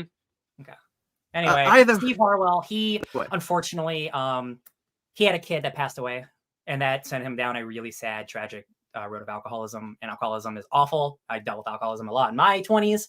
Unfortunately, that was something that he dealt with in That's what his older life. happened with the liver failure. The alcoholism led to the liver failure. Yeah. Unfortunately, like the last couple of years, he's been doing a lot of like live performances where he's been like blackout drunk, and like people have been making fun of him, not knowing that he was sick. And I was one of those people. Like I saw a video of him just like blackout drunk, just mumbling, and I'm like, "What's this guy doing? He's crazy." And it's like, yeah, it's because he's sick and he's sad and he's drunk. And I'm like, that's awful. It's really awful. It's really a bummer. He definitely like Smash Mouth is not like one of the all timers, but like that song is an all timer. Like that will be a famous song for all time. Yeah. But yeah, so that 56. Like as Ryan said, the alcoholism led to the liver failure. It's too young. 56 years old. No matter who you are, it's too young. Yeah. True that. Okay. Ben, do you have the answer to our burning question? So far, the only song I'm seeing that they covered was "I'm a Believer." So they don't have a song on Shrek 2 soundtrack then. No, there is no Smash Mouth song in Shrek 2. All right. Yeah, egg on my face. Well, let's move on then. We have a lot to get through in regards to the strike. So the WGA and SAG-AFTRA have been on strike for what's WGA at? 125 days I last think count? it's higher than that. 130 days, maybe. I think so. A lot of days. Well, a lot of days. It's over 100. It's probably we're near 150, and we're not slowing down. This isn't stopping anytime soon, guys. There was a proposal that the AMPTP gave, just to kind of update you guys, just to kind of give you guys the quick recap. The AMPTP gave a proposal. WGA countered that proposal, and then nothing has happened since, except for a lot of quite little things. So a couple of things was revealed. We actually knew this in 2020, but it has been taken new shape during the strike, which is that one of the big things that the WGA and SAG-AFTRA are asking for are streaming residuals. Streaming famously does not give residuals, except in Germany. This is infrastructure that Netflix already has. We've talked about Sparks. I believe you mentioned France. They can track the viewing data in France, and of course Germany. And this is because the EU, the European Union, mandates this. It is law there. So it was revealed. It was kind of resurfaced this past couple of weeks that Netflix has the infrastructure in place to pay royalties because they do it in Germany already. So what does that mean? It means they're full of shit, frankly. Because again, we've talked about it before, but they cannot reveal what the real numbers are because they're going to be phony in either direction. Well, and everybody's pointed out that either it's one of two things, which is they have so much more money than they're saying they do. Yep. Or it's the reverse, yeah. And that the streaming services are bankrupting them, and if they had to pay residuals, it would bankrupt them all. Yep. Yes. And we'll get into a little bit more about that a little later. This is kind of in a weird order. So I'm just kind of throwing out because again, these were small bits, things that have been coming out during the strikes. So the DGA has an election coming up to get new board members. Old ones go out, new ones come in. It happens all the time. SAG-AFTRA and WGA, I think, currently have elections going on right now, also, or at least SAG-AFTRA does, because I know Bex Taylor Klaus is running for SAG-AFTRA's board. Yeah, I don't know if the WGA is right now, but yes, to SAG-AFTRA. Yeah. So a prominent member of the DGA sent out an email to voters: don't vote in writer-directors, specifically Craig Mazin, and who was the other one? I didn't write it down. Lauren. Is she from The Witcher? No. This was a guy. I forgot his name. But so prominent writer-directors who are part of the DGA and the WGA, the members of the DGA do not want them part of the board, which is very suspicious. It's shitty, is what it is. It's incredibly shitty. Now, so this is coming under a lot of scrutiny because the DGA took a very shitty deal from the AMPTP. Historically, we've talked about this before. The DGA, many members of the DGA, were willing to strike. But, and by the way, this is Directors Guild of America. I don't know if I mentioned that. Many members of the DGA were willing to strike. However, the higher ups at the membership took the deal that was given to them. The first deal, they didn't even negotiate. They were like, "Great, this is what we want. We'll take it." And since then, they've come under a lot of scrutiny. Now, what's happened is members of the DGA no longer have faith in their union. This is incredibly important because this is why I bring this up, because a similar thing has happened with IATSE. IATSE has been in a similar thing could happen. This hasn't happened with IATSE, but a similar thing could happen with IATSE, the WGA-SAG-AFTRA. There are many contracts up right now for various entertainment unions for people to get higher wages. For example, IATSE, the union that I have entered, working at Universal Studios, I've entered a union, IATSE.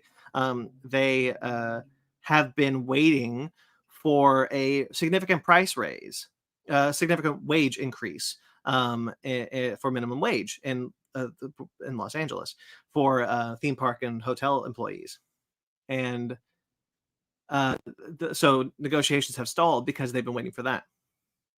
the LA city government has indefinitely tabled that vote, and they're not going to vote on it. It's not going to happen. They got scared, and this was a significant wage increase.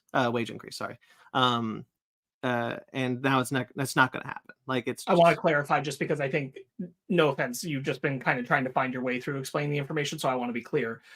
LA city government, not related to the contract with IATSE, was going to vote for a higher wage increase in the LA area, and that is now not going through because they're getting scared, which is why IATSE is going to move forward with their individual negotiations, because they weren't going to fight for their wage increase as hard in their union contract if LA as a whole was increasing the wage. I just wanted to be clear for everybody.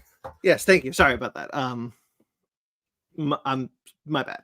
But Sparks put that very eloquently. That is exactly what I was saying. The reason why I was bringing it up is because if IATSE just gave up and just took whatever deal Universal gave them, for example, then the people of IATSE would lose, the membership would lose faith in that union to support them, to fight for them. And this is what we're seeing with the WGA and SAG-AFTRA fighting so hard now. At this point, the WGA has fought so hard to get a fair deal that if they take anything less, the membership will lose faith in that union, and they know that, which is why the strike isn't ending anytime soon, because it's incredibly important to keep the union strong, which is also why the AMPTP has been trying to weaken the union to no avail. Let's see what's next. Anyway, so nobody likes the DGA anymore. That's basically what happened. Especially because this was not supposed to leak. This kind of idea that don't vote in writer directors because they're going to want a better deal. They're going to make a stink in 3 years, essentially, when the next deal is up, and they're like, no. The DGA has been started. A lot of members of the DGA, the WGA, have been calling the DGA like they're the ones who are like the most buddy with the AMPTP. Yeah. And strangely enough, not the Producers Guild. The Producers Guild is like all four of these strikes. They're like ready to go. So it's because like hand over fist, like in general, directors are in the majority getting the most benefits of above the line stuff. Not every producer necessarily is. And honestly, producers, everyone else doing better helps producers do their jobs. But directors, it's not as directly relevant. Yeah, that's a good point. The CEOs... Do you know how much easier it is for producers to get people onto projects if everybody wants to do it because they're being paid what they're supposed to? People want to work. That's the thing. No matter what industry, like people want to work and get paid. Like, well, you see a lot of people. I follow a lot of writers on Twitter right now. Then they're like, "I've got plenty of things I can't wait to get back to. Like, let's do this. Like, we want a fair deal because I want to work. I want to do this job." We talk about this all the time with the minimum wage, right? Like the point of the minimum wage, not the point of the minimum wage. Scratch that. You should be here to. You should want to work. And it's easier to want to work if you're making a living wage, because if you're struggling through a job where you're not making a living wage, Ben's smiling because Ben, you make more than all of us. And so like the thing is like, it's gotten to the point where you should work. You should work to live. You should live to work, not work to live. Is that that's what they want. They want you to live to work, but you want to work to live. Yes, thank you. Because like if that wage increase had happened, oh my god, you know how happy I'd be to go into work every day. Yeah. But minimum wage hasn't caught up with inflation, especially the ridiculously what's the word I'm looking for? Artificial inflation that happened during the pandemic. It's not even. I want to remind everybody, it's not even the pandemic. Remember that inflation happened because of the invasion of Ukraine, and that beefed up a whole bunch of stuff, warrantedly. But everybody was afraid because they knew they weren't going to pull the prices back down when they could, which they could which is why gas is still so stupid high. Yeah. And again, the money is there. It is just not going to the right people's pockets. Right. The CEOs who make up the AMPTP, so I think one quoted the thin-skinned Bob Iger, are what's the word? Stunned that the WGA hasn't accepted the deal that they were handed, which isn't how negotiations work, by the way. Like, that's just not how that works. Well, when you're a rich dummy, like, you just think, yeah. But theoretically, you got rich because you made negotiations, so you should know better. You really would think. You really would think. Yeah. Again, we go back to Bob Iger. I'm stunned that you aren't as smart as you appeared to be up to this point. It's not that I thought you were a better person, but I definitely thought you were a smarter person. He definitely, absolutely, yeah. Yeah. But no, he's Just showing his whole ass. all of it. Like, I just think back to when it was announced that Bob Iger was coming back as CEO of Disney, and how many people were like, "Thank God, get Chapek Us. out of there." Well, here's We the thing. were- we all were, Here's yeah. the thing. Here's the thing. I would rather it was Chapek. At this point at now? this point, Yeah. only because like it would be like a slapstick comedy amount of like It would be a Dazzle- it would like be a everything like Dazzle-Hawk. falling apart. Like honestly, he'd probably have to make the deal because he'd be in panic mode at this point. Yeah. But Iger is a little too shrewd. Yeah. But the thing is, like, outside of the strike circumstances, right? Iger's 100% better than what like Chapek was. Chapek was screwing up left and right. And we're still seeing the ramifications in that job space because of things he did. Yeah. It's true. CEOs are dumb. CEOs are dumb. Someone's put, it's like, if you're that rich, there should be like a IQ limit for richness. Like, if you were under a certain IQ, you shouldn't be this rich. Right, we're seeing that with Elon Musk right now with Twitter. I was saying that dude's actually smart, but he's also dumb. So He's not that smart though. Like, actually, he's not. I just think in the same way that like in the same way that our nation shouldn't be a two-party system, and we should do more work to get rid of that idea, because it's not in the Constitution or anything. In the same way of that, CEOs shouldn't be a singular one-person position. Yeah.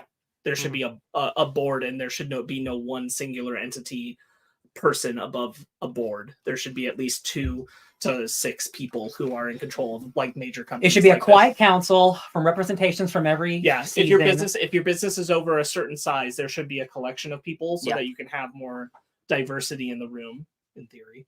But then it's not all on the shoulders of one egomaniac. True. Yeah, exactly. So the WGA is encouraging. Right now, the WGA released statements encouraging member studios of the AMPTP to, if the AMPTP will not come back to negotiate the counter proposal that the WGA gave, then they are requesting that member studios abandon the AMPTP and make the deal on their own. Which certainly, that's how this ends, right? Like, there's no other way this continues with the AMPTP. They've screwed up this badly. Someone's going to fall out of the line. Someone's going to be like, I need to get back to work. One of these CEOs eventually is going to go, Paramount. Honestly, odds are best that it's Sony. Yeah. Sure. Sony has no stake in the streaming wars. That's true. They could make this, and they could be moving on with their shit very quickly. Yeah. I would believe... Go ahead, Ben. No, I was laughing because of Dan's comment. It's like, businesses should only be run by a shadowy council of dark silhouettes on a screen. Yeah, give me Zele. Give me Zele for every organization. But Sparks is absolutely correct. Like, there was a lot of talk in the streaming when the streaming bubble looked like it was about to burst, that Sony had essentially won the streaming wars. All they had to do was make stuff and sell it. And they were doing, regardless of what you think the quality of those films were, those films and TV shows were, like, they were probably in a better position here. And Sparks is right. If any studio were to do it, it would probably be them. Were you going to say something else, Sparks? No, I was going to say, like, that they pay their residuals. Like, that's true. They can move on from this real quick if they want to be like, you know what, AI is probably not worth this fight. Definitely. Here we go. And once you have one break, then the rest of it looks that's stupid. the trend. It's been you wait for one shitty CEO to do something, and then the rest follow. So it'll be the opposite too. Once someone submits, they're like, oh, we can't actually win this, even though we thought we could for some reason. Because nobody wants to be first until all of a sudden they realize first is They're going to be last. the best possible position, and then everyone's going to be afraid of being last. Yep. It's so interesting because like all these, and there's been a lot of talk about this on Twitter, obviously, because this is the talk of the town right now, which is that these studios chased Netflix off the cliff, chasing that Netflix money, chasing that Netflix bag. And now the AMPTP, whose only job, by the way, is to say no to unions, to make sure that unions don't get what they want. That's the only reason why they exist.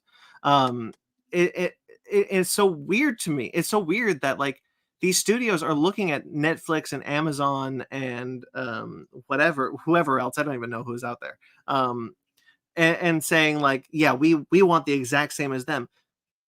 They're all competitors. They are all competitors with each other. Why is this one deal? Why are they chasing this collapsing business model that they decided was worth imploding the industry, and not just saying, you know what? Let's back out. Let's make our own deal and let's get back to work. Because they're stupid. Yeah. Because they're stupid.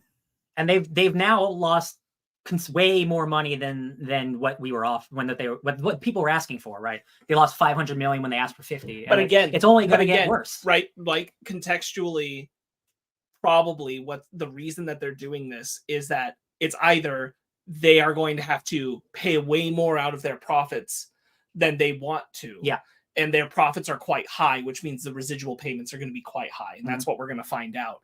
Or it will bankrupt them. To do it. It's yes, they have the money to do it like this year, but the year after year, if we see the numbers, might mean that either they're going to be like significantly paying out pocket or they're going to go bankrupt. The WGA put out part of the statement that the WGA put out stated that one CEO is for making this deal because they said this doesn't affect our bottom line at all. Let's just sign this deal and be done with this. And now that we've talked about it, I'm willing to bet that was Sony. I'm willing to put money on that, honestly. Anyway, the AMPTP, however, is in major crisis mode. We talked about how they hired a PR firm. By the way, their first thing the PR firm did was put up this beautiful puff piece about Carol Lamborghini or whatever the hell her name was, which was the funniest shit I've ever read in my life. Which was like, not necessarily a background actor, whatever. Man, we don't give a shit. She's bad guy number 5 to us. They're all bad guys. And anyway, so the AMPTP released a statement like, the member studios are united in this fight, and none one's gonna blah blah blah. Guys, you haven't changed the logo since the 60s. Like, no one gives a shit about you anymore. Yeah, it's gonna be a continuously long fight, but it's like it's one of those things where like we know that the studios are gonna lose. Like we know we're gonna eventually win. It's just like how much money are you willing to lose before you just give up? That's the real question. And how much deeper are you willing to put the industry in a hole? 100%. Because like Sparks said about before, but like the stock, like the people, the investors and the people in the stock market, like they're the ones who are controlling these big CEOs. So like once they are unhappy, then it's really in trouble. And that might not be until next year, but like we're not giving up until next year. So like they're gonna lose billions of dollars by the time this is done. And that's excellent. And again, this is the thing that like, the WGA and SAG-AFTRA know that if they cave to anything that's not the perfect deal, essentially, the fair deal, then their members will never trust them again. We're looking at a labor movement that is so unprecedented right now that the only way this ends is with us, labor, winning. There is no way this ends any other way. Heads of industry and other parts of like totally unrelated to film business are getting pissed because they're like, you're making them unionize. You're making them want to do this. Everywhere. You're screwing it up for everybody. I just watched the video where Waffle House, they're going to start to try to unionize because everyone in the South in Waffle House, they get paid like incredibly low wages and like people love Waffle House. I used to love Waffle House and like those people get paid like $7 an hour. Like, hell yeah, dude, everybody deserves money. I also heard that automotive workers, they're going to start trying to unionize and they're thinking about doing a strike as well. Which is like, Like we were talking about hot labor summer. I mean, September is still technically summer, even though everyone says, "Oh, September is the start of fall." That's later, but hot labor summer is still kicking and screaming, baby. Let's go. Well, the thing is, like, there's a lot of contracts that go up in the next couple of years across the board, like Teamsters is next year. All these kinds of things across all these different areas. Teamsters was with UPS earlier this year, but Teamsters in different divisions, specifically with theme parks, is going to come up next year. So there's a lot of opportunity for a lot of unions to do a lot of shit. Hell yeah. This is why the CEOs are being so stubborn, right? Because they know if they give a fair deal to at least one of these unions, then everyone will demand the same. Oh, yeah. It's almost like our government should be addressing the fact that living wage and inflation are a problem, but they're not saying anything about it. Interesting, isn't it? All right. Actually, maybe I want to do this one last. No, there's a couple of Disney stuff here. We'll get into, because Disney, obviously, Bob Iger. Many former and present Disney CEOs, executives, believe that Bob Iger is getting ready to sell Disney to Apple. I've been resisting putting this on the news for weeks, months, even. This has been a persistent rumor since he came back, but now it looks like we're starting to see flames on this one. And I just want to know, what do you guys think about this one? There's no world where the FTC lets this happen. Yes, that's my thing. Bob Iger may want to do it, but I'm sure he does. I'm 100%. No, I'm not 100%. I'm like 80% sure at this point, because like for a while I was like, there's no way. Now I'm like 80% sure that he does want to do this, but the FTC cannot allow this to happen, or they shouldn't allow this to happen. More than that, though, I'm going to bring this back to the strike. I'm going to kind of contextualize this back to the strike. Like, they should be looking at these conglomerates anyway and start splitting them up. Like, they should never have let that Fox deal happen. Like, for one, that Fox deal should never have gone through. This is the thing, is that, like, I kind of, again, like, I don't know, Bob Iger might truly be dumb, but a lot of his past history indicates to me that, like, he has to know he can't give wholesale all of Disney to Apple. Yeah. Mm-hmm. But I would believe that he's going to try and sell pieces of the like company. what Warner Brothers was doing. Yeah. Like here's Hulu and Fox. Apple, have it. Right. But that's not Disney. That's not Marvel. That's not Star Wars. That's not all this other stuff that Disney. That's not Pixar. Yeah. All of that stays Disney. Yeah. Because like Disney is top of a pile. Yeah. You can't put that top of a pile under another top of a pile. Like, it just can't. The whole thing can't move over to someone else. The FTC just won't do it. I'm telling you, the FTC after won't the do it. Microsoft Activision deal, which took months to get through, this is a substantially bigger deal. Even if it's being offered, there's not a shot in hell this will ever happen. No, ever. That is the biggest monopoly of all time. Like, truly, like that is insane. That's a world I never want to live in. There's the thing that, like, you guys are absolutely correct. I just want to say that, like, you're right. The FTC should not allow this to happen. But I'm curious, what do you guys think? Why do you guys think this becomes such a persistent rumor that's literally been going on for about 2 years now? The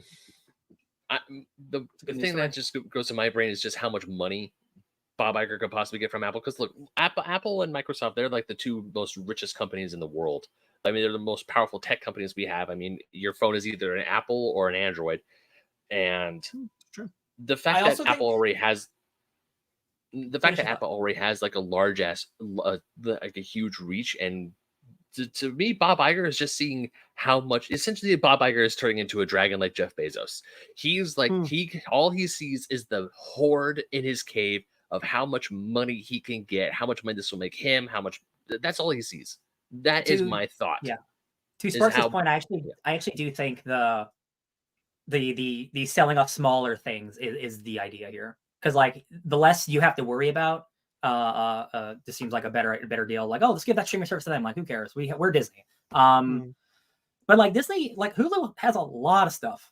Like Hulu and FX, like that's like a whole ass thing. So like, yeah, that's like the entire adult market for Disney. If you give Hulu and Fox over, that I can believe. I can actually believe, and I can believe that the FTC might let that slide. They shouldn't. Yeah. To be clear, they still shouldn't. It should not go to Apple.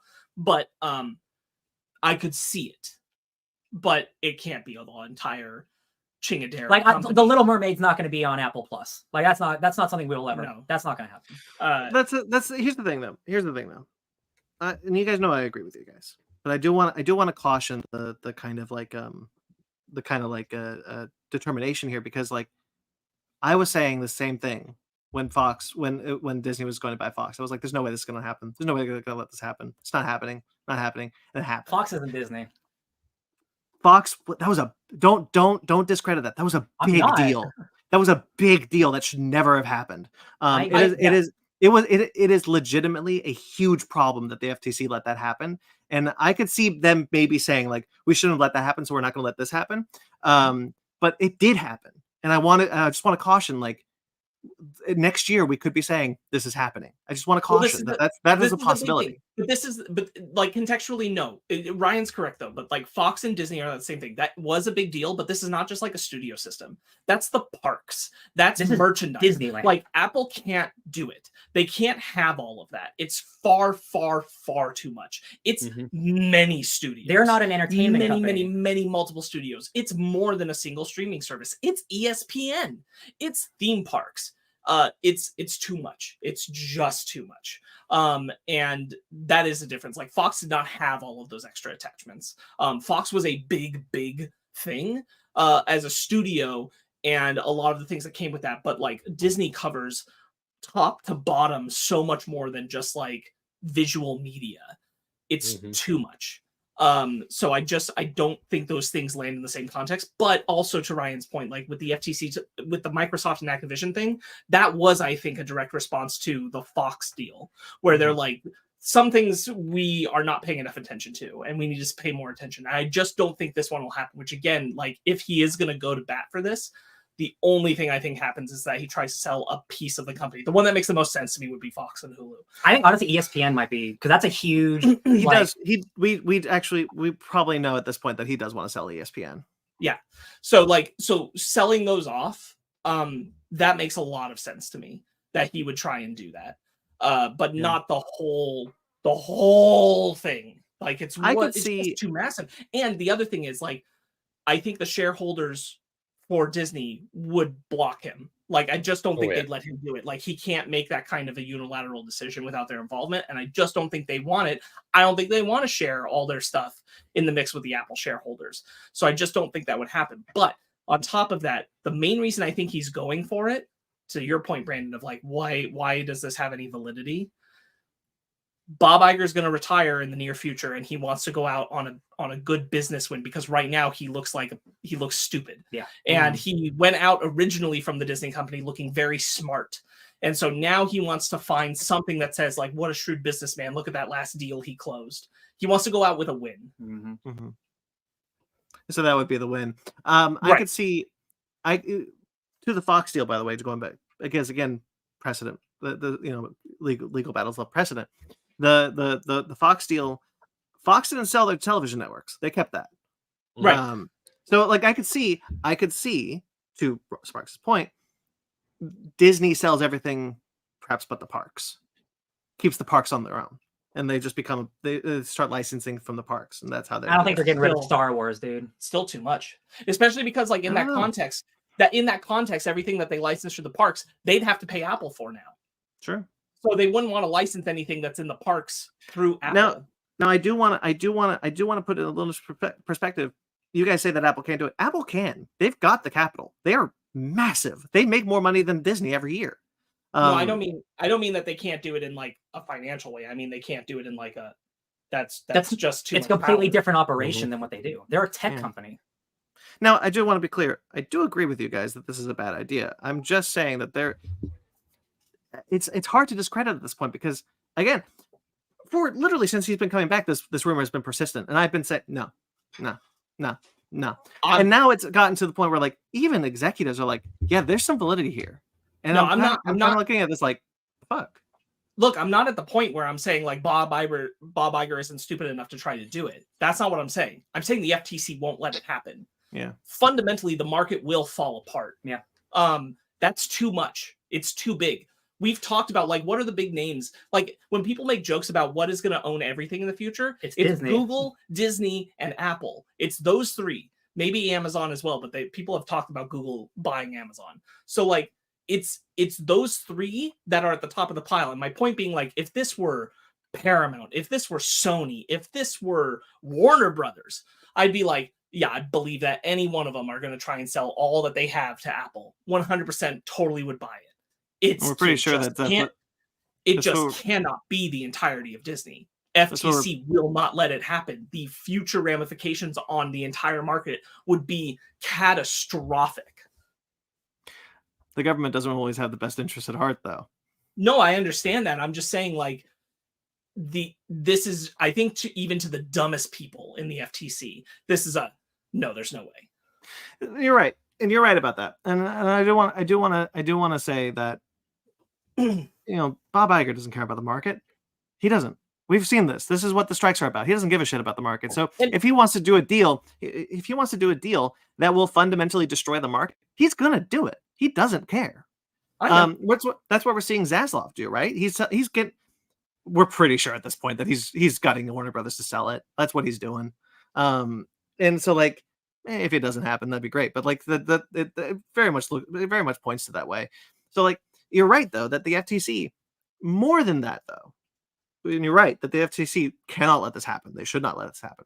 More than anything, the FTC needs to get in here to the film industry and look at these companies who have become these megaliths, these monoliths, these massive companies, and need to start breaking them up. They did this before, and they need to do it again. Well, I think that's part of what they're running the risk of them ending up doing because of prolonging these strikes. People are gonna want to look in their books. But there's one other factor that makes me convinced that like the entirety of Disney, the entire company, can't be sold to someone else. There are people higher up in the company, more like Bob Iger is not a single entity who gets to decide every single thing that happens with the company without anybody being able to push back on him. We know that there are shareholders and other people who get to say, oh, Bob, no. They recognize the fact that Disney is more powerful by itself and in control of itself as a legacy. Mm-hmm. It just celebrated its 100th anniversary. Yep. Disney is a brand and a name. They know, even if they go through bumps and hurdles, they have more power on their name by themselves than letting anybody else have control over it. Right. No one would want, like, no one at that top level, not the people who are going to be like thinking about the future of the company, which clearly Bob Iger might not be, but the rest of them, they understand the concept that Disney is legacy. Disney is brand. Disney has power in its own name. You don't want to sell that power. At this point, Disney is the only company, and they have been for quite a while, that it doesn't have a parent company. Warner Brothers is Discovery now, but it was Time Warner and AT&T, blah blah blah. Sony is Sony, but the Sony, this is a division. Sony Pictures is a division. Sony's a studio inside of Sony, but it is just Sony. Yeah. Paramount, Viacom, Universal, NBC, and Comcast owns Universal. That was the one I was waffling about. It should never have gotten to this point. I don't think it should have ever gotten to this point that these people, because again, these people don't care about the film industry. Truthfully, the film industry is probably just a small margin of what they get from all the other businesses. And again, this is what I'm talking about with like the FTC needs to come in here and like really start to break these companies up. They did it before. They did it before when the film industry owned all the movie theaters. And now we're seeing it with the streaming services that we're probably right back there. They need to come in and start breaking these companies up because they are too big. And what we're seeing with the strikes, if they are unified with this strike, truly, which I don't necessarily believe they are, then that's a huge problem because our society needs competition, or at least that's what everybody says. Mm-hmm. So, you break up you reveal the fallacy in the society if you don't, essentially. Anyway, competition is important. Yeah, Ben, I want to say one thing about this whole rumor before I head out to go do D&D thing.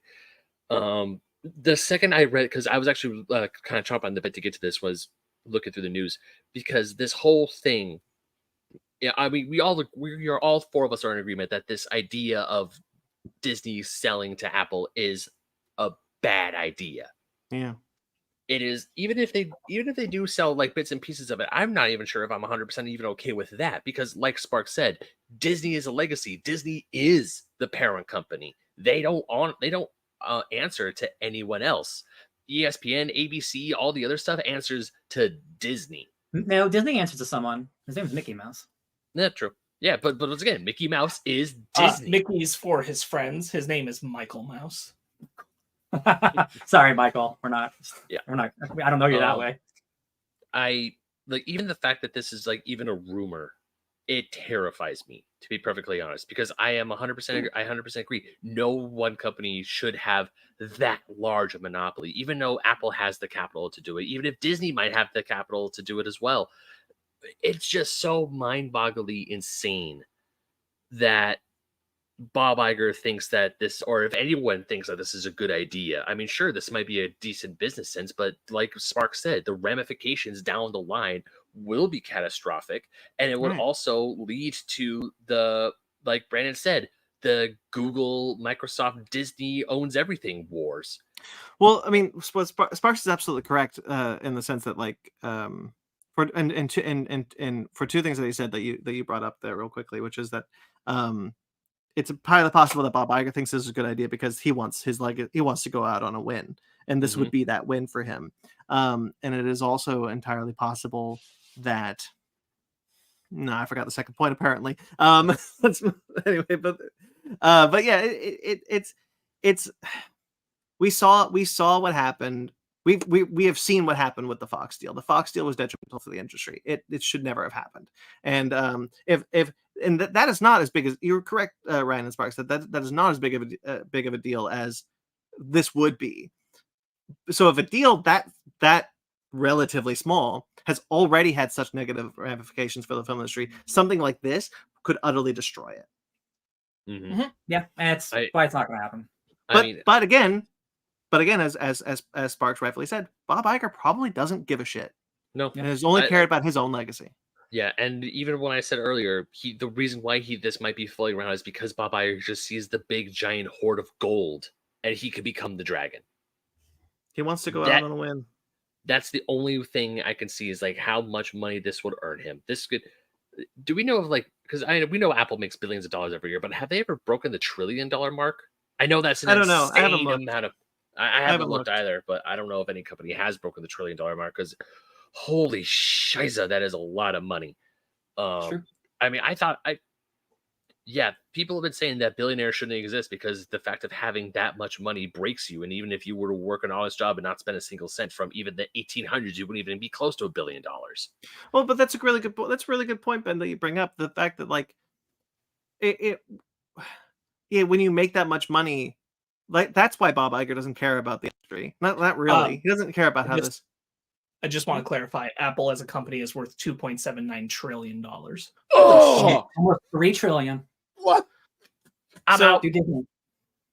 So if you look at it that way, he's only Disney is 149.27 billion.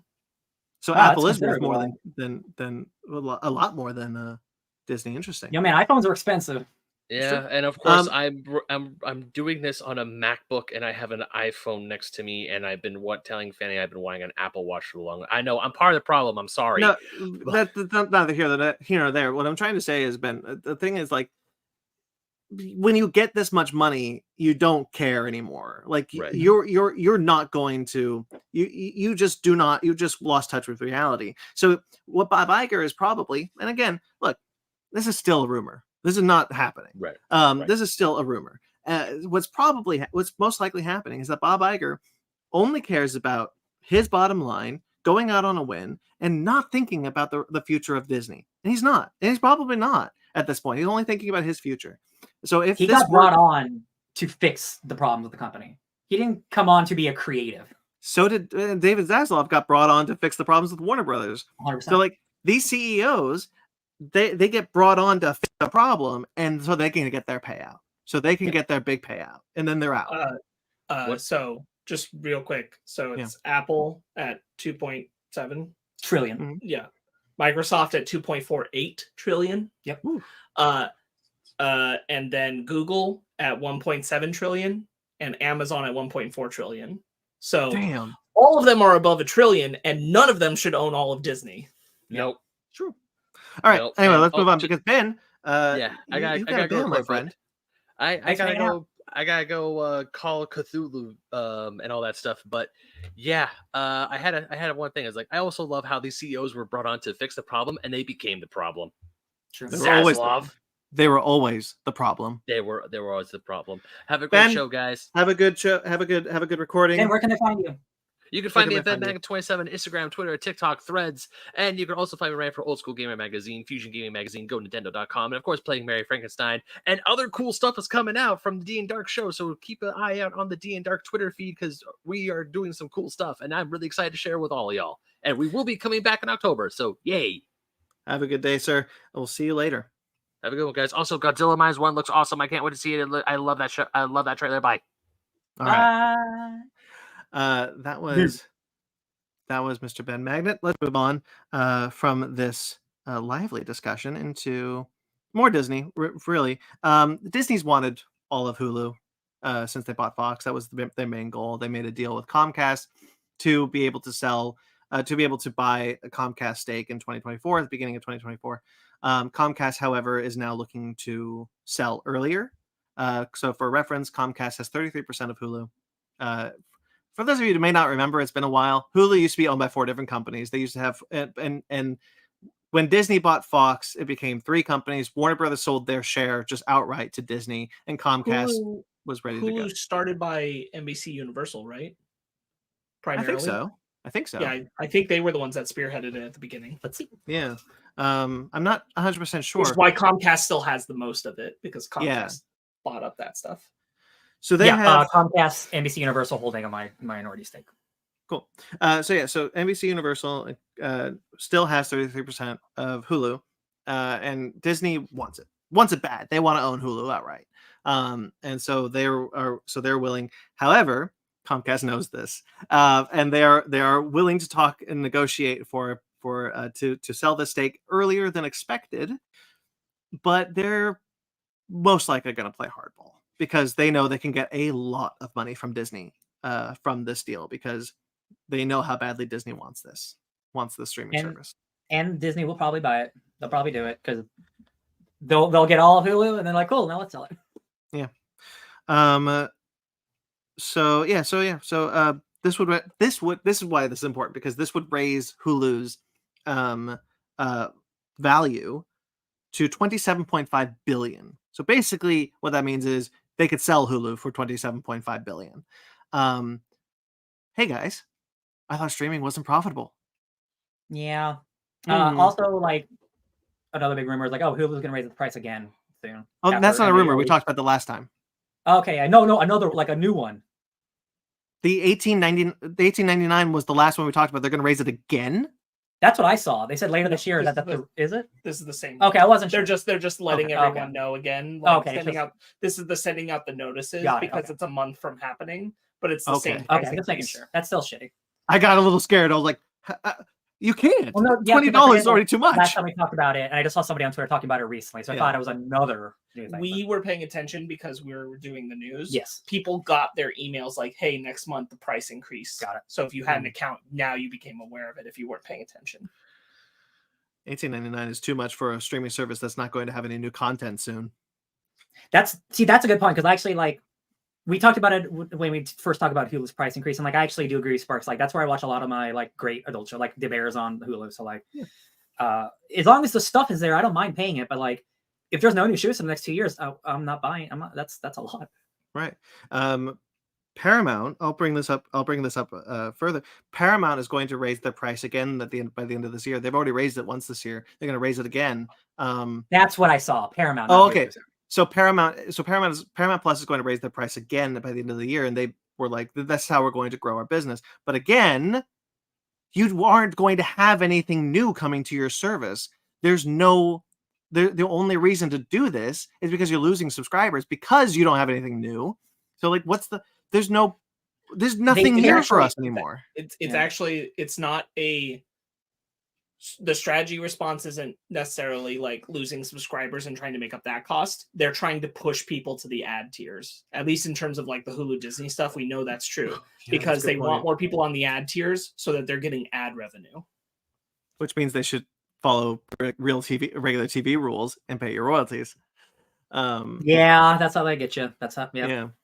But again, this is what the fight's for, right? This is what they're fighting for. If you're going to be putting ads on these streaming services and getting ad revenue from these streaming services, then you should be paying the royalties that you would get normally. Right. They're just these strikes are just trying to fight for what they already had. Anyway, this is actually where I'm going to talk. I'm going to talk a little bit about Star Trek Day, just because it was terrible. This during the strikes, they put out this horrible special about celebrating animation and whatnot, while not acknowledging Star Trek Prodigy because they canceled it. And Paramount Plus is shepherded by two things: Star Trek and Taylor Sheridan, and neither of which are going to have anything new coming out in the next couple of years. So what incentive do I have, who likes both of those things, frankly, to keep going with Paramount Plus? Yeah.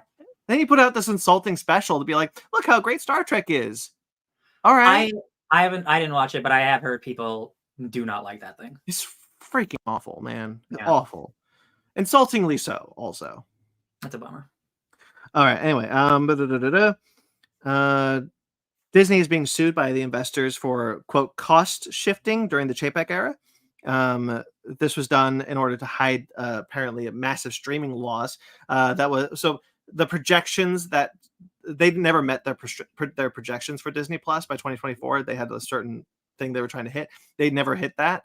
And so Chapek moved some things around to make it look like he did. Right, because he's a moron. Yeah. Messing with the books. Yeah. And so Disney's investors are suing. Cool. Hell yeah. Get that guy. Money. And I'm pretty sure people knew he was doing that, knew it was going to get them in trouble, and that's one of the reasons he was ousted. Yep. But here they are.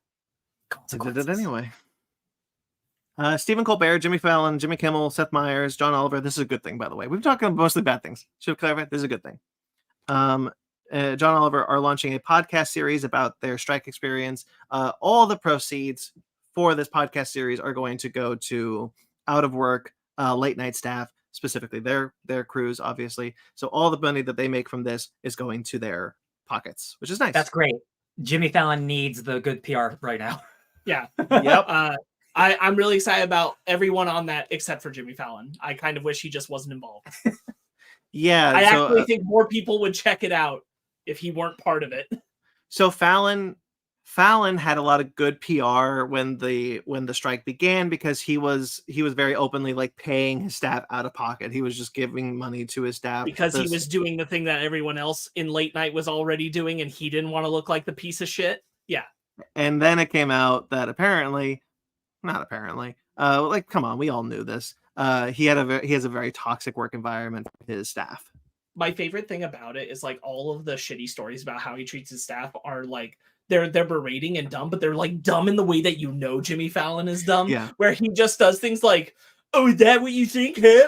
Like he just does that kind of thing and mimics people's voices back at them and goes, "Loser," and like that's Fallon, and I'm like, oh my god, he's so fucking lame and stupid. I used to like Jimmy Fallon. Something happened to that guy. I don't know what happened. He left SNL, got a night show, and then you realize that actually his talent belonged in being in an ensemble. See, I liked his early stuff too. Like his early night talk show stuff was fun, but I think just like I don't know what happened. I don't know. Do you feel like you liked him, or you liked who was writing him at the time? I think I like the way, at least I like the way that he interacts with guests. Like I don't like him, but I think he has fun conversations with guests, especially guests that he is friends with. There's a good rapport there. But like as I've gotten older, like himself as a comedian doesn't work for me. I think I just grown out of it. But I remember I really liked him. Like when he first got the gig, I really liked it. But then just time. It was the 2016 election that did him in for me. Yeah, sure. Hey, at least James Corden's not on this. Thank God. Get him out. He's gone. He is gone. He is gone. He is gone. Let's talk about Warner Brothers Discovery. in order to sow division within the WGA, they suspended top deals. Just real quick Mhm. on that late night thing. It is really funny to me to have John Oliver and Seth Meyers on the same thing with the rest of those guys, because I'm like, you two are doing something very different from what the rest of them are. You're all late night, but the two of you in particular, y'all are doing real shit. The two of you in particular are having actual conversations about things. Seth Meyers has honestly become almost like a daily show. Yes, I love Seth. No, Meyers. he basically is. Yeah. He's kind of filled that spot. So it's like him and John Oliver. Yeah. And like, I love Colbert, but I'm like, all of them are a different kind of thing than what you two are doing. Yeah. 100%. 100%. All right, so Warner Brothers Discovery again in a desire to sow division within the WGA. This is again scare tactics, union breaking tactics. They suspended top overall deals with people like Greg Berlanti, Bill Lawrence, Mindy Kaling, and others. Those are the big three. They had a big deal with Greg Berlanti. These are first look deals, first look rider deals where you can whatever you want, carte blanche to develop whatever you want. Berlanti just gave $500,000 to the. That was my next thing. Hell So yeah. in response, it backfired pretty badly for Warner Brothers Discovery, because Greg Berlanti put $800,000 to support striking workers. $500,000 went to his staff, and $150,000 each went to the Entertainment Community Fund and the Motion Picture and Television Fund, which are helping striking workers. Just dropping millions.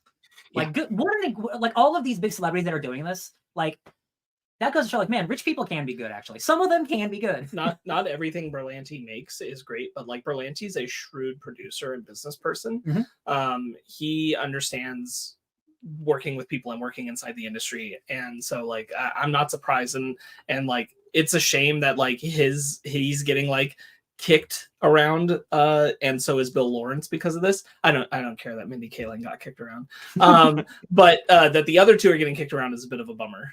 Yeah. Unrelated, Paul Feig also donated $100,000 to the MPT, the Motion Picture and Television Fund, Community Care Fund. Which is for a second, I was like, and he donated to the AMPTP. I'm like, fuck that guy.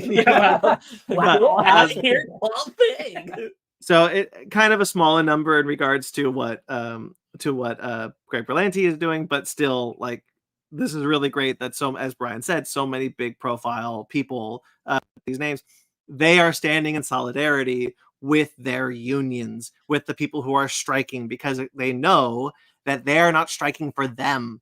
They are striking for the people under them. Aaron Paul and Bryan Cranston, they're like, I don't know about Bryan Cranston, but Aaron Paul specifically, he's been striking, and people are like, oh, this guy's a millionaire. Why is he striking? He's like, no, because he's a good dude, and he understands that when you're a below the line worker, you need to make money. Residuals Bryan Cranston's been out there since day one. Yeah. Oh, that's true. That's right. Sorry, I didn't see him on the same pick line with Aaron Paul, but he has been talking about it. Yeah, he's been giving speeches. Well, it's because Aaron Paul's here and Bryan Cranston's in New York. Oh, there you go. That makes sense. Yeah. They're not all LA natives. So yeah, this is really great stuff. And again, Warner Brothers thought this is your crisis PR firm telling you, like, hey, if you suspend these deals, these people are going to get scared and they're going to tell the WGA, hey, take that deal. And it didn't work. And it's never going to work. And they need to stop, and they need to go back to the negotiating table. Like, every single week, they're like, what dumb thing can we try this week that definitely won't work? Every week. Yep. And it's just like, yeah, y'all are silly. Warner Brothers also reported this week that they lied about their $100 million profits. In fact, they are actually losing $300 to $500 million this year because of the strikes, which is way more than what both unions are asking for collectively. Combined.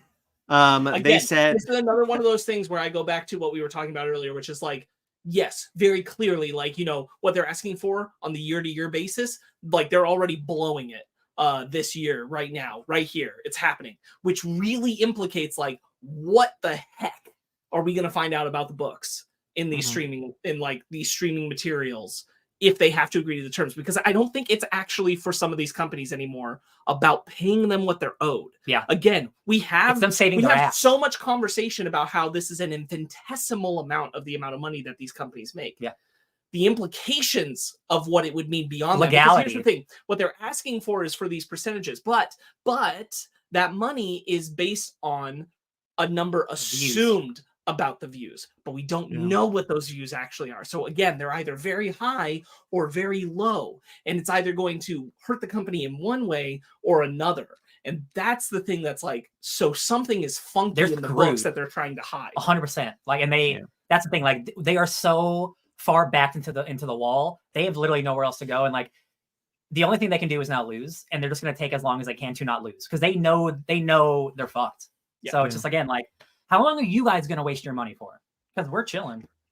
Sparks echoes what WGA member Duncan Crabtree Ireland says, which is, if I was a Wall Street analyst, I'd be questioning the logic and the approach of these negotiations that the companies are bringing, because something's not mathing, guys. This should be an open and shut case, but you're being way too stubborn for this to make any sense. The only number that I want to know, the only number I truly want to know is how many people actually watched Red Notice. I'm currently watching Red Notice. Like 800 trillion people watch that movie. Netflix. The Galaxy watched that movie. You guys don't know this. There's a TV right here that is just playing Red Notice. It's you. Yeah. That's ridiculous that it would be, oh my God, my phone's playing Red Notice. That's what happens when you're asleep. Netflix puts it on in the background. That's how they get their view. This is what happens if Apple buys all of Disney. Oh my God. This is Black Mirror. This is Black Mirror. All right, so we talked a little bit about up top that the interim agreements that SAG-AFTRA has been signing have been a little baffling. Many people have been talking about how they are actually not helping the industry. They are in fact hurting the negotiations. Like a however, workaround, like a workaround. SAG-AFTRA, however, put out a statement that is linked below, and you guys can check it out, because another interim agreement was reached this week. AMC Networks has signed. So basically, what these interim agreements, by the way, just means is that for the time being, these companies have agreed to all of SAG's demands. So AMC Networks is the latest to do this. They are the third since A24 and Neon. But AMC Networks is a little bit different because they have only gotten permission to film 3 shows. This is Interview with the Vampire Season 2, The Walking Dead, The Ones Who Live, and The Walking Dead, Daryl Dixon Season 2. Man, I'm never going to watch it. But apparently Daryl Dixon's like really good. That show's apparently, because it takes place in France, so it's a completely different aesthetic. A lot of the people are speaking French. And it's just Daryl Dixon, like, how the hell did I get here? So, like, I'll never watch it, but, like, the fact that there is a new good Walking Dead show, I'm like, well, that's kind of nice. They're not all, that's kind of okay. I'm not going to watch it. I don't know what The Ones Who Live are. Is that a new one? Is that a new one? I think because I know there's, is that the one with, I don't know. There's too many. There's the one with Negan, and then there's one with. That's a different one. That's a different New York one. What's the one that Carl? Is post-apocalyptic and colorful? Y'all, we don't. No, the dude from Love Actually. Oh, Rick. Yeah, the Rick's getting his own movie. Yeah. Is that? Oh, it's a show now. It's not a movie anymore. Oh, sorry. We saw a trailer for that. I'm pretty sure. Isn't that The Ones Who Live? Is it? I don't know, man. I'm dropped out. Guys, we don't care. Let's just. We got so much else to talk about. We give a shit about.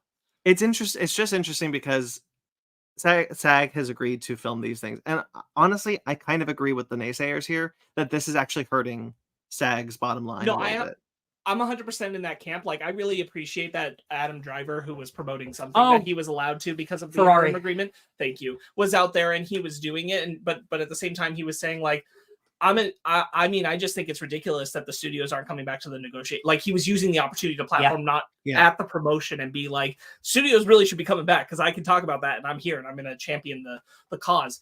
But I agree with what you're saying, Brandon. That I don't think this is helping. I think it's really shitty for. I think it's really shitty for the people who are not the, as we've talked about, above the line people like Adam Driver, who like they're fine with these strikes going for a while. They have money. Yeah.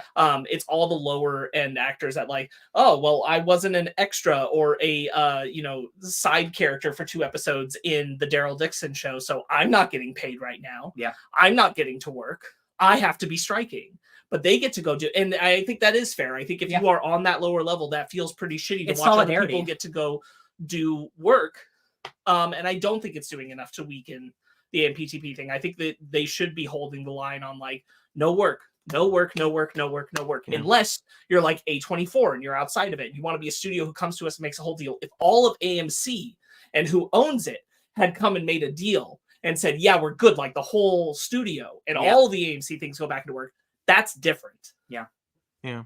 So basically, SAG-AFTRA believes that this is hurting the AMPTP. It's showing, it's weakening their position and showing that these deals can be made. However, it's still leaving the WGA. Like the WGA isn't signing any interim deals, so like these shows are still filming without writers. Right. So yeah, they should just be holding the line. I Well, don't think this is a good choice, and you really don't.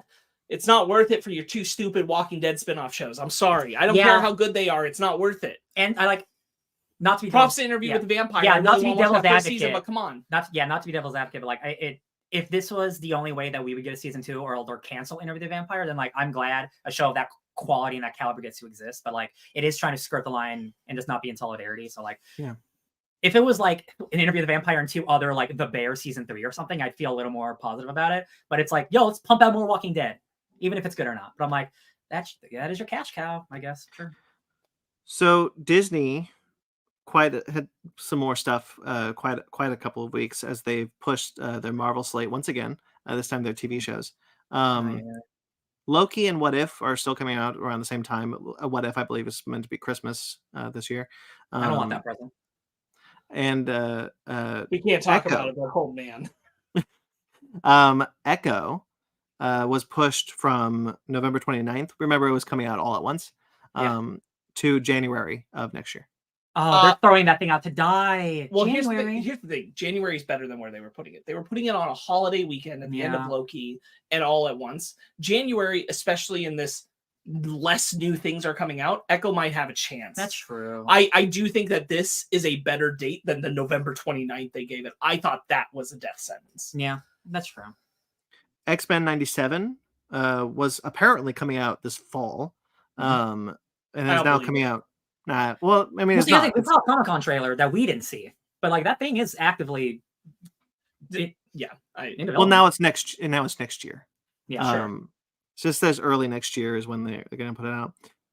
Agatha, the Darkhold Diaries. The third new name. The third new name from House of Harkness and Coven of Chaos, which I preferred. I liked Coven of Chaos. I liked House of Harkness. I like all of them except this new one. You know what? I liked alliteration that I was down with, and I am not down with Darkhold Diaries. Agatha Darkhold Diaries was apparently supposed to come out in winter 2023, however, now will come out fall 2024. They are so full of shit. This amount of stuff was not coming out this year. That's crazy. They were not dropping What If, Loki, Echo, X-Men 97, Echo, and Agatha, and another all movie in the winter of this year. The Marvels. Shut up. No, you weren't. What If? Ugh. Agatha, by the way, has finished filming, so it's apparently ready to go. That's of all of these, like that's one of the ones I'm the most excited for too. Ironheart, Wonder Man, and Daredevil Born Again were all pushed indefinitely. Wonder Man and Daredevil because they're not done filming. And Ironheart is done filming, but supposedly they moved it because they want to move it closer to Armor Wars. That makes sense. So whenever that comes out, they're going to release Ironheart closer That's to fine. it. That one, we have so many shows like coming out. Like I can wait for Ironheart. And Ironheart is done. It's ready and it's ready to go. So cool. They have also canceled just outright Nautilus, which was a 20,000 Leagues League Under the Sea prequel series that was going to air on Disney Plus. It was halfway through filming before the strike started, and they've just axed it. It will be shopped to other networks, however. I hope someone picks it up, but I don't believe they will. If it was half filming, that's in the current state of things. I'm who picks up that shit? In like a year, you have to rebuild all those sets halfway through. Like, this sucks. This is a big bummer. I was really excited about Nautilus. Yeah, that was some Disney Plus, like going back to some old IP that I'm like, hell yeah, Disney, hell yeah. Yeah, The Great has been canceled after 3 seasons at Hulu. Stunning. Considering the popularity of that show, this is flabbergasting. Yeah, I only watched the first season. I never watched the second, third. I actually forgot the third. I'll be honest, I didn't even know a third one came out. So like, so the fact that this show got to exist for 3 seasons, like it does suck it got canceled. This seems like a show that's like so weird and good that it would only get one. I really want to watch it, and I'm really excited about it. A lot of people have said a lot of good things. Yeah. I think it's unfortunate for it to be one of Hulu's more popular shows and them not let it go out on its own terms. Yeah, that's true. Obviously, it's not Hulu's choice; it's Disney's choice. It's Bob The first Iger's season. choice. What I wanted to say was that the first season was very good. I just didn't continue it. And then How I Met Your Father was canceled after its second season. Again because of the strikes. That one feels like that show could go on for like 11 seasons, like that first show. I don't know how long the first season was, but like that season show that should be going on for years. The 10 episode first season was very well received, so they gave it 20 episodes in the second season, which is unheard of in the streaming era right now. And could have easily had more, and it's just a shame. And that's like not a sci-fi expensive show. That's just like people on sets. Like that. It's incredibly cheap. It's incredible. If you watch that show, it is incredibly cheap to make. Yeah. That one's like, that's just like, let's just not worry about that one. Like, yeah. Again, another one. It's a shame they didn't at least give it like the season to close its story, since that's a whole part of how they do it. But at the same time, if the word on the street is to be believed, maybe I didn't want the end of that story, especially if you have to rush it. Yeah. Well, we've reached to, and I can't believe I'm saying this, the Taylor Swift part of the show. Taylor Swift is releasing the Eras Tour. I had to remember what it was called. A filmed version of the Eras Tour. A filmed version of the Eras Tour to AMC Theaters. This is not AMC Network. This is AMC Theaters. They're different. She has made a separate deal exclusively with AMC Theaters. She apparently had gone to studios to ask if they wanted to distribute the movie. And they all turned her down. They all said no. Which was incredibly dumb, because if you look at the ticket sales as soon as that thing dropped, was insane. She's like the biggest star in the world. And so she's going to release it on October 13th, which was the Exorcist Exorcist Believers date. And Jason Blum tried to get Extra Swift going, which God bless him. Good for him for trying. However, mere hours later, he was like, "Fine, you win." So the Exorcist was moved from October 13th to October 6th.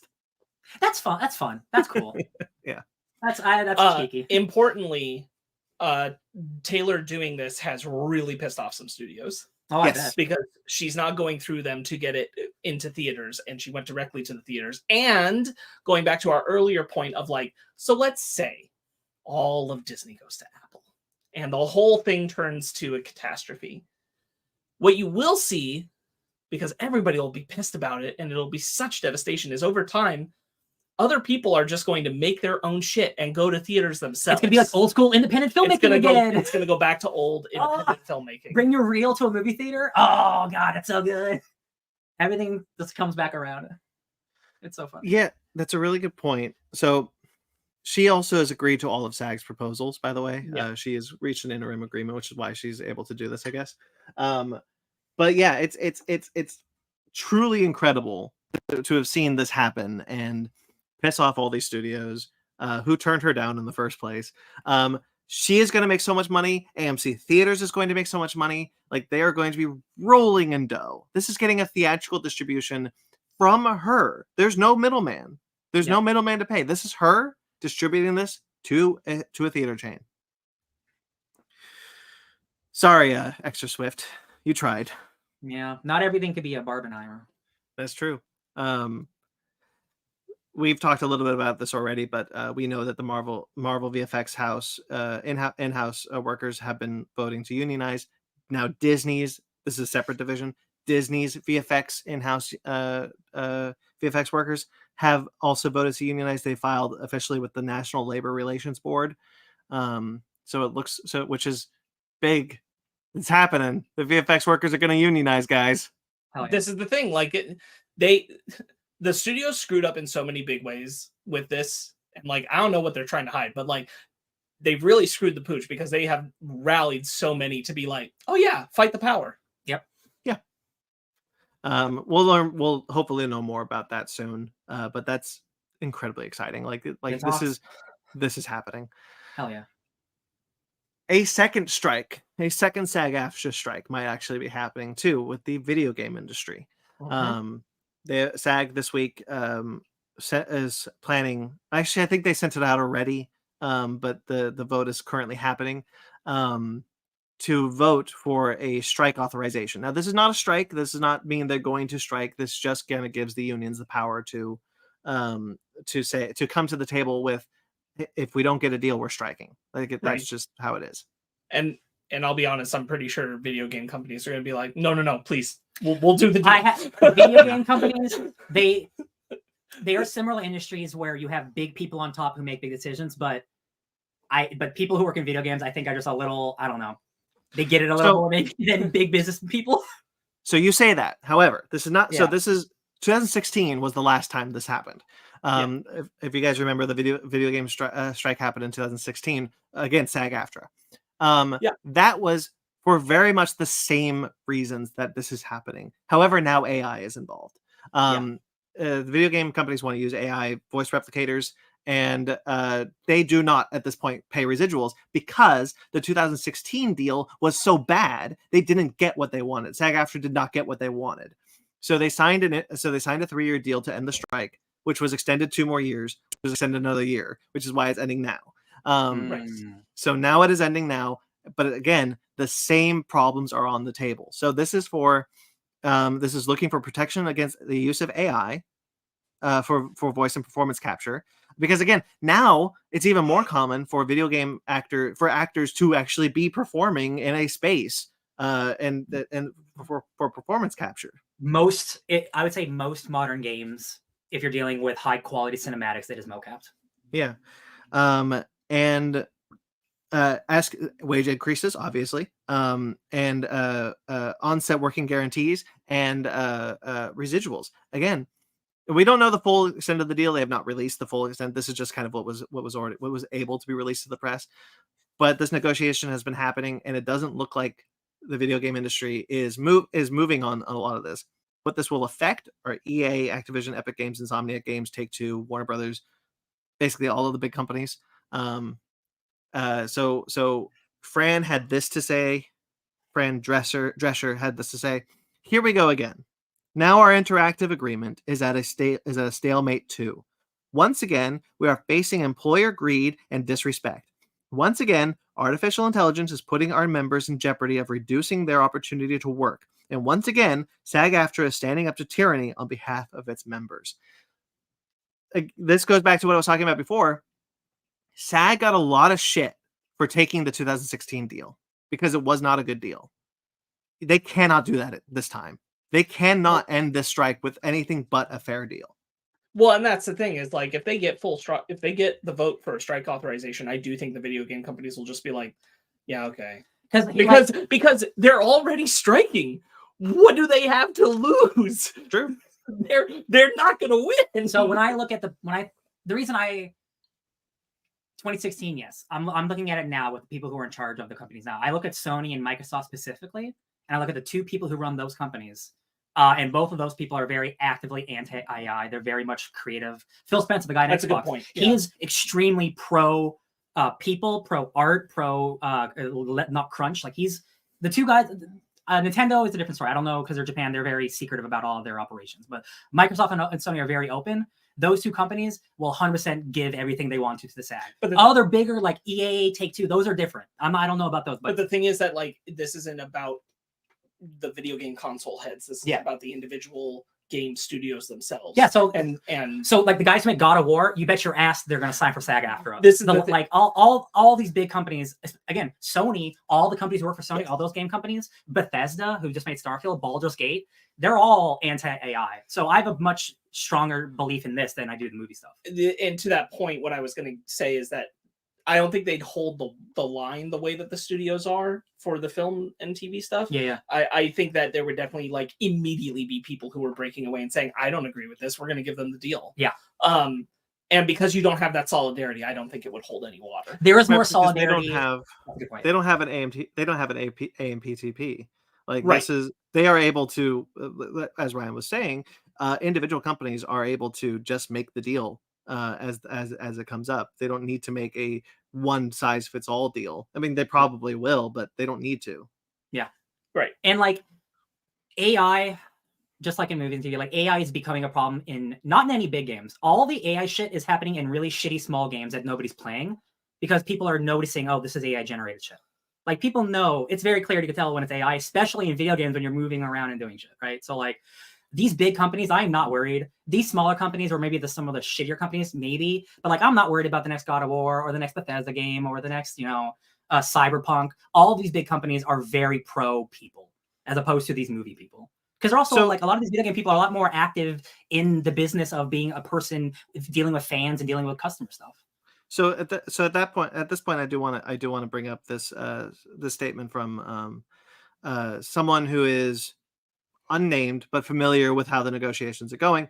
They claim that at this point, all these big companies are in fact negotiating in good faith, which is what we did not hear with the AMPTP. We very much heard that they were not negotiating in good faith, right? So that is good to hear. Fran's comments are a little worrying because why would she kind of say like deal with the corporate greed and whatnot? And you're correct that these companies, the people who run these companies are they say that they are very pro, but like at the end of the day, it is still about money. So there could be some people that she is maybe singling out. She could be talking about a lot of people, but it is important. I don't think Fran Drescher knows a lot about the video game industry, though, to be honest. But she's SAG's president, so she is being told what to say. So what I'm saying is that we have no reason to believe at this point that this strike will happen because, again, as I mentioned, there is a person who supposedly is close to this deal saying that this is happening in good faith, and the strike authorization is merely a precaution. Yeah. The difference between the guys who run Disney and like the guy who runs Naughty Dog is that the guy who runs Naughty Dog isn't a billionaire. He's a dude who started at that company, Neil Druckmann, making games, and he became the president of the company working there. He's not a billionaire. He might be $100,000-aire. He worked on the Last of Us TV show, but that's a dude who is so pro art and pro people. Where again, this is like, I'm glad that the rumor that we've heard is like it's all happening like nice. Like that's what with the game industry right now specifically, it is like so hot. Like all the biggest games of the year are selling so well. Like people are really invested in like video game stuff right now. And I don't think they want to lose that, especially with hardcore player-driven games like Starfield and Baldur's Gate, where you cannot make those games with AI. It is impossible. You know what real people sound and talk like. So like, I'm glad that the video game industry is trying to move forward. I have a good feeling about this one. I have a very good feeling about this one. I was going to say, just on Fran Drescher's thing, I think she's only being so strong in the wording because they are seeking the authorization vote, and you want everybody to just take it seriously. So if you are, even if that's not necessarily the situation as it is, if you're framing it as this is what we're fighting for and saying it's basically we're fighting the same fight in video games, then everybody's going to vote yes. That's true. Because the thing is, like, the tough thing is, right, SAG-AFTRA, all of the union is affected by film and television. Just they are. Not everyone in the union is affected by video games. They're not all involved in it. So you want everybody to still get on board with voting for yes, even if it doesn't affect them. That's a really good point, Sparks. Also, it's worth noting that no, it's gone. All right. Anyway, yeah, it's gonna be interesting to see what happens here. Again, like we know that the working conditions for actors, because of the 2016 strike, we know that the working condition in video games was really bad, which is why they went on strike in the 2016. And if conditions haven't improved as much as they should have because of the frankly terrible deal they took in 2016. And Ryan keeps singling out AI, which is an important fight, yes, but like the residuals, right? Like that is the fight. Video games do not pay residuals. The deal that they got was a sliding scale kind of bonus thing. So the more you work on a game, the more money you get. But it's even then, like the residuals are what keeps you going. So like here, that's the one that they need to fight for. That's the one that they need to get. Ryan's correct that is very likely that these companies will just give up on the AI. Again, we're not looking for him to give up on AI. I just didn't mean that. We're looking for protections, not for you to give up on it. But the residuals one, that is the fight here, and hopefully they get it. Right, because it's, millions and millions of people will buy a copy of a game and you will get paid the same as if, one person 800,000 people bought Yeah. a copy you of the voice game. a game, and if it sells one copy, 1,000,000 copies, you still getting paid the same. Right, Mhm. and that's That sucks. ridiculous. Absolutely. All right, well, that's all the strike stuff. We're done with the strike finally. We got a few things. We're probably not going to take too much longer. But yeah, that we'll see where we are in a couple of weeks. Spider-Man Unlimited, however, is going to be a comic. It's already premiered on Marvel Unlimited. It sure is. This is an Infinity comic written by Christus Gage with art by Simone Juan Fantino and Fair Cifuentes Sujo. Sorry. This is exclusive to the app so far. And it sees 616 Peter Parker go up against the video game Peter Parker, the one from the upcoming Spider-Man 2. Multiverse. It's a 12-part story. I've seen some. Ryan, have you read it yet? I didn't read it, but I did flip through it. I'm like, wow, looks fun. Art looks pretty cool. The page that was floating around on Twitter was really funny because it very much looks like video game Peter Parker is going to just like destroy 616 Peter Parker. Very fun. But so we'll see where that goes. 12 parts. Interesting. Yeah, they're very short. They're not like full issues on Marvel Unlimited. Like you read it in like 5 minutes. Rotten Tomatoes. Oh, this might take a little while. Rotten Tomatoes gotten some fire recently as it was revealed that a PR firm called Bunker 15 has actually been manipulating scores. A big surprise. But the only proof that we have right now is that a movie that they were doing PR for called Ophelia, which is a Daisy Ridley film that came out in 2018, debuted with like a 48% on Rotten Tomatoes, I believe. Yeah, 48%. Bunker 15 found some lower level reviewers, some people who don't, the people you don't really notice, paid the $50 to give it a good review, which bumped up the score to 62%, which gave it a fresh rating. The 60% is fresh. And that helped the tickets, that supposedly helped the ticket sales of that movie because people still use Rotten Tomatoes. People like Rotten Tomatoes. People don't understand Rotten Tomatoes. But yeah, so this is the only one that we know for sure happened.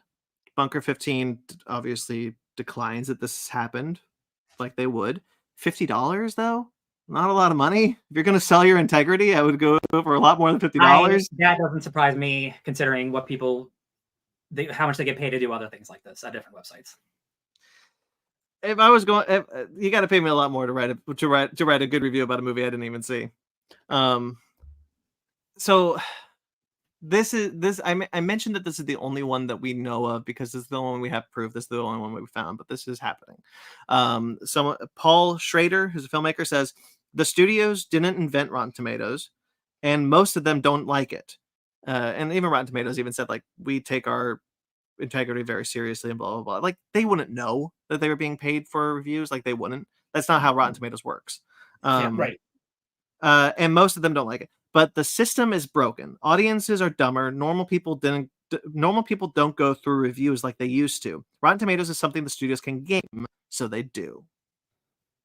So yeah, it's very likely that there's quite a few people. I don't think it's like Star Wars is buying like enough good reviews to get up there. I think Rise of Skywalker is still like, is that rotten? I don't remember. Rotten in my mind. Yeah, but like some of these films, like Ophelia, are like it's being gamed. That seems like also like a smaller movie, so maybe giving it more reviews gives it more eyes on it too. Like, oh, like people aren't going to see this, but we'll pay you to see it and talk about it.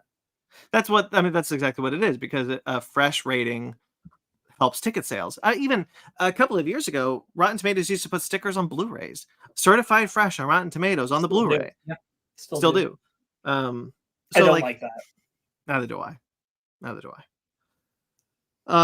the part that really got me was when it's a dumb thing, but like when they put the sticker on Blu-rays and physical media that you go and see in stores, it's like it legitimizes the rating as being directly relevant to the film. And I'm like, it's just an aggregate of reviews. It doesn't mean that this movie is like better than the other movies because it has this stupid Rotten Tomatoes sticker on it. And I feel like it created the dumb association that like fresh means worth it and anything under that isn't. And like it just doesn't work that way. Yeah, and we see that. Most people, to be fair, at a certain point, recognize that if they actually are watching movies and engaging with them. Yeah. But if they're not really engaging with movies and they're just a very, very, very passive moviegoer, like from youth and on, then no, they're not. But who gives a shit? Like most people will eventually get to a point where like they discern like how their tastes work and where they align, and they're going to be like, yes, I want. It's reductive also to say that audiences are dumber. That's just not. It's also not how this works, but it is a problem that like Rotten Tomatoes becomes a like if it's fresh that means successful. That's what Martin Scorsese talked about a couple months ago, right? Like the people they don't look at reviews. They don't like reviews like how I grew up. You know, we grew up in a great time for film reviews, right? Roger Ebert was still reviewing films when we were kids. So like we could read film reviews in the newspaper and magazines or even online. And glean our opinion from there. You know, what I always say, how you should engage with film reviews is to find the people that your opinions closely align with, and it's never going to be exact, and read those opinions and read dissenting opinions, depending on what you on how you want to engage with it. But if you're like on the fence, like, oh, I don't know if I want to go see, I don't know, The Last Voyage of the Demeter. Well, then I know Joe Schmo over at Vulture likes a lot of the same movies I do. What did they think of this? And I'll read that review and I'll be like, okay, maybe I will go check this one out. And that's how you engage with film criticism, I believe. Rotten Tomatoes, what it did was said, you want to know how good a movie is? Well, it's got a 97%. Which really only means that like 97% people like the movie. Well, maybe you're not in that 97%. Maybe you're in the 3% who wouldn't like the movie. You wouldn't know unless you read the reviews. And nobody does that. They just see the score and we're like, I'll go see that one because that's a good one. Well, even then, and like if you scroll down, it's just pull quotes, and you've got to like actually go to the whole contextual review to actually discern anything. Yeah. Didn't we? What did we? Slumberland. You know, that's rotten, but that doesn't mean anything. We all really like that movie. Yeah. So like that's what means something. But yeah, again, this is the reason I kind of think it's important to bring this up because like people are going the wrong side of the internet is going to use this as fuel to the Warner Brothers and Disney are buying good reviews that were true. I already saw it. Look at all the last 2 years of Marvel movies and how most of them are positive, even though they're the worst movie I've ever seen. I'm like, yeah. Thor: Love and Thunder is not the worst movie you've ever seen. But also, like those same people, they're a loud minority. They're very loud, but they are the minority. They're not most moviegoers, and they're not most people who engage with film. They're just the people who won't shut the fuck up. That's true. Yeah, I mean, that's true. You're correct. It's just that people are going to see the headline, PR firm games Rotten Tomatoes, and they're not going to engage with the fact that this is one PR firm that we know of. It's happening. Yeah, it's happening more often than not. But this is one PR firm that we know of dealing with a movie that nobody frankly saw. Nobody cared about Ophelia, but frankly, how much ticket sales did this really drive, honestly? 2 extra tickets. Anyway, trailers. Key talk. Unless there's anything else you guys wanted to say about that. You guys didn't really seem interested in that one anyway, so. No, it's just but I agree with your ultimate point that it's just like this doesn't change anything really. Yeah. Mm-hmm. This was a question mark I should have asked before we started recording. Solo Leveling. Did you guys watch that trailer? I did. Is there a specific reason you want to talk about this one? I just thought you'd be interested in it. I mean, it looks good. There are a lot of anime that are like this, so I was just kind of like, oh, it's another one of the like Sword Art Online or My Shield Hero or all this. I think it's well animated. I think it looks good. There's nothing unique about it. Substantial. Yeah. There's nothing unique. I've heard. I read the comments because I thought I looked, but I wasn't like loving it. I looked at the comments and people really like that manga, and they're like they were really scared about the adaptation, and they're saying because this is like the second or third trailer. People are saying this is the first trailer that they're actually sold on the adaptation. Sure. So I'm excited. Other people are excited. Generally, when it's an anime that's like of this type, where it's in a certain like type and genre that's very very populated, I'll wait until the whole season's out to hear like if it's worth really going into or not. Mm-hmm. Sure. But good animation. Creation of the Gods, Kingdom of the Storms.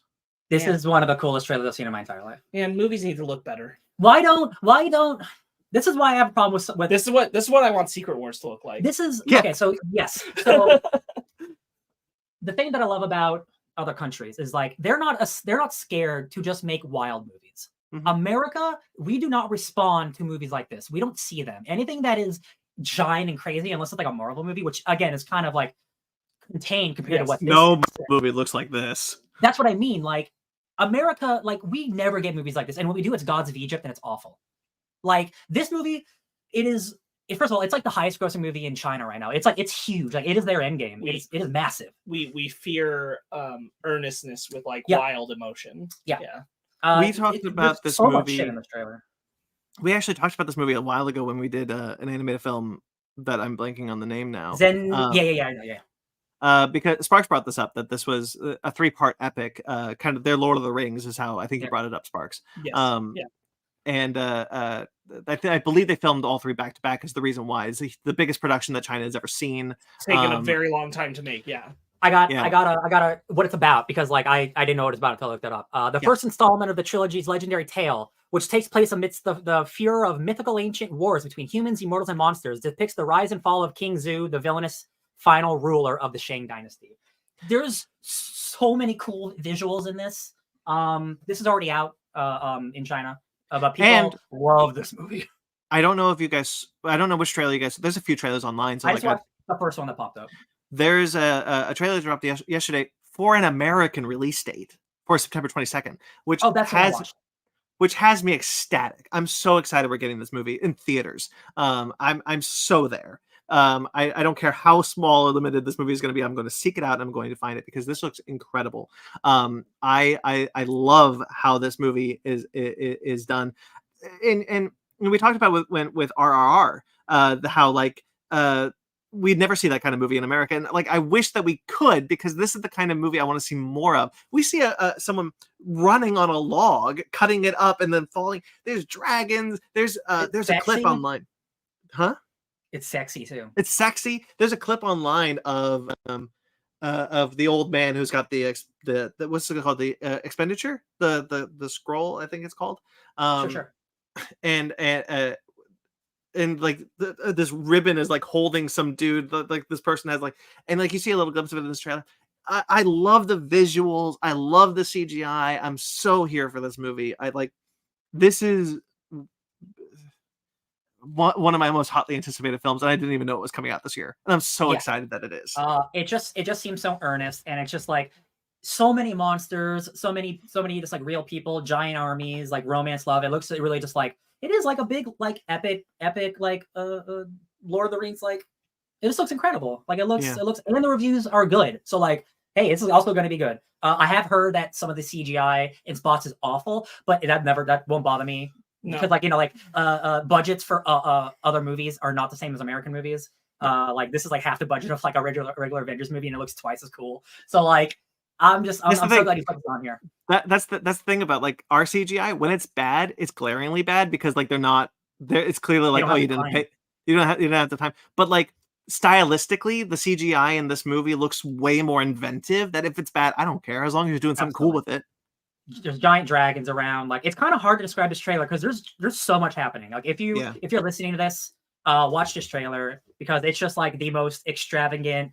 Like, yo, this is like a comic book come to life. Like it looks incredible. It looks so cool. I'm so glad I stumbled on this on Twitter because I didn't know it was out. I didn't know it was coming out this year. I stumbled on this on Twitter and I was like, oh shit, this is the movie that Sparks told me about all these years ago.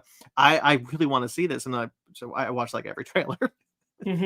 Yeah, I specifically didn't want to watch more trailers just in case it showed more footage, and like I want to be surprised, but like man, it's so incomprehensible to us that I just can't even. Yeah, I just think it looks really great. It looks really fun. I don't know if I'll see it in theaters, but like I would love to. Yeah, we could try. Mortal Kombat 1. Did you have anything more that you wanted to add about the No, I think you guys got that joy across real well. Mortal Kombat 1 released 2 trailers, a Megan Fox trailer and a Jean-Claude Van Damme trailer. Actually, there's 3, but one of them we're not going to talk about. I didn't know the third one. I'm sorry. It's got that Dave Bautista in it. Oh, the With that live kind action of- one. Yeah. The live action one. I love Well, that live action trailer. this one was more of like the The story stuff. The story and stuff. Jean-Claude. Yeah. So Jean-Claude Van Damme is a guy that they wanted since the first time. Oh, there's like great Hot Ones with Ed Boon, the creator of Mortal Kombat, because they can't talk to actors, but they can't talk to video game people. So it was really funny seeing from like, yo, they got Jamie Foxx, now they got Ed Boon. I'm like, wow, they are struggling for guests, but I absolutely love it. He talks about the 30-year journey of trying to get Jean-Claude Van Damme in a game. Before they made Mortal Kombat, they were trying to make a Jean-Claude Van Damme fighting game with him as the main character, but they were 2 dudes who were 22 years old, and Jean-Claude Van Damme said, hell no. Yeah. Because they were just like kids in their basement. Right. 30 years later, they're one of the biggest studios in the world. And because Johnny Cage was very much built out of who Jean-Claude Van Damme was at the time Absolutely. that Mortal Kombat was coming out. They have tried. Yeah, almost- having him be like, finally, Johnny Cage. Yeah. I was like, okay, that's pretty cool. They tried to get him for almost every single game, and he just always said no. But now I guess the paycheck was good enough. Honestly, that's what it was. Also, his amount of work has dried up. True. There's a shot in this trailer that I really like, which is his sunglasses break and he tosses them aside. Like in I think Mortal Kombat 1, the movie does a similar move, and then he pulls out another pair of sunglasses, puts them on. That was so that is just Johnny Cage's animations. He doesn't get any specific animations, unfortunately, but it is his body and his voice. Johnny Cage's fatality is great. It works great with Jean-Claude Van Damme. He's just in his like blood sport trousers. I love it. I'm just really excited. Not the only big celebrity in this game, as we turned out, which is funny. Not Ronda Rousey, thank God. So Megan Fox is playing Nitara. Yes, So she was the vampire lady in Mortal Kombat the movie. Yeah, who got split in half by Kung Lao. Oh yeah. I remember. I liked her. Yeah. So this is totally fun. I like Megan Fox a lot. I think she's really fun. Nitara as a Mortal Kombat character to fight as looks incredible. She's really fast. She uses her claws a lot. She reminds me a lot of Cheetah from Injustice. You ever played as Cheetah? Mm-hmm. I think it's great. Megan Fox being in it is just fun. There's like a really silly interview. She's like, yeah, I love playing Nitara. I associate with vampires. Who knows she's why? basically me. She's basically me. And like, I don't mind stunt casting like this. Like every game has something like this. Again, like, But this is a really nice. this one. is like, yeah. But normally, like a lot of it has been for the cameo stuff. A lot of times with Mortal Kombat, other than like the Ronda Rousey one. And who's getting to show up, which we know we're getting like J.K. Simmons as Omni-Man and things like that.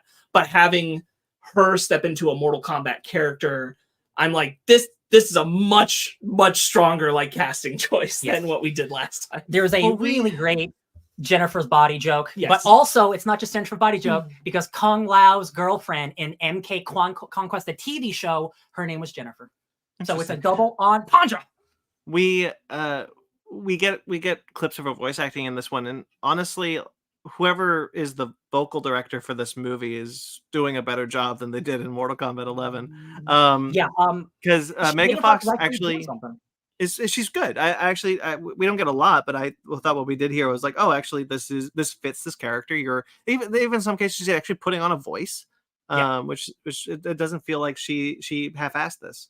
Absolutely, yeah. We only hear one line of what she actually sounds like as Nitara, and she is kind of like a cool raspy like voice thing going on. I'm like, you're not just Megan Fox, like you're actually acting, and like I love that, and like that's really cool.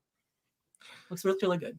Yeah, the boy and the heron looks gorgeous. Oh man, oh my God, I forgot how good 2D animation could be. Yeah. Give me after more. the last Miyazaki film where they went to the 3D route, we were all like, "This is awful. Don't do this. Your style does not translate to 3D." Going back to 2D, it's like, oh my God, oh, it looks so good visually. It's just like, what a treat. So this is Hayao Miyazaki's not his last film anymore. He's very clear that he's not retiring anymore. He's like, I'm going to keep doing this till I die. So this is kind of conjecture, but from what I'm hearing, because people have seen this movie already, that it's not one of his best ones, and he doesn't maybe want to retire on one of his not a good movie. Is what I've heard online. But again, we might love it. Who knows? Maybe he just got rejuvenated again. I am interested in the one that he's like, regardless of like being his final film or not. One of the things he was saying about when he was crafting the story for this is that he's like, this is like the message I want to leave my grandson with, and I'm really intrigued what that kind of thought process, because that doesn't always create the best things, but it does create some of the most interesting and things. like personal, yeah.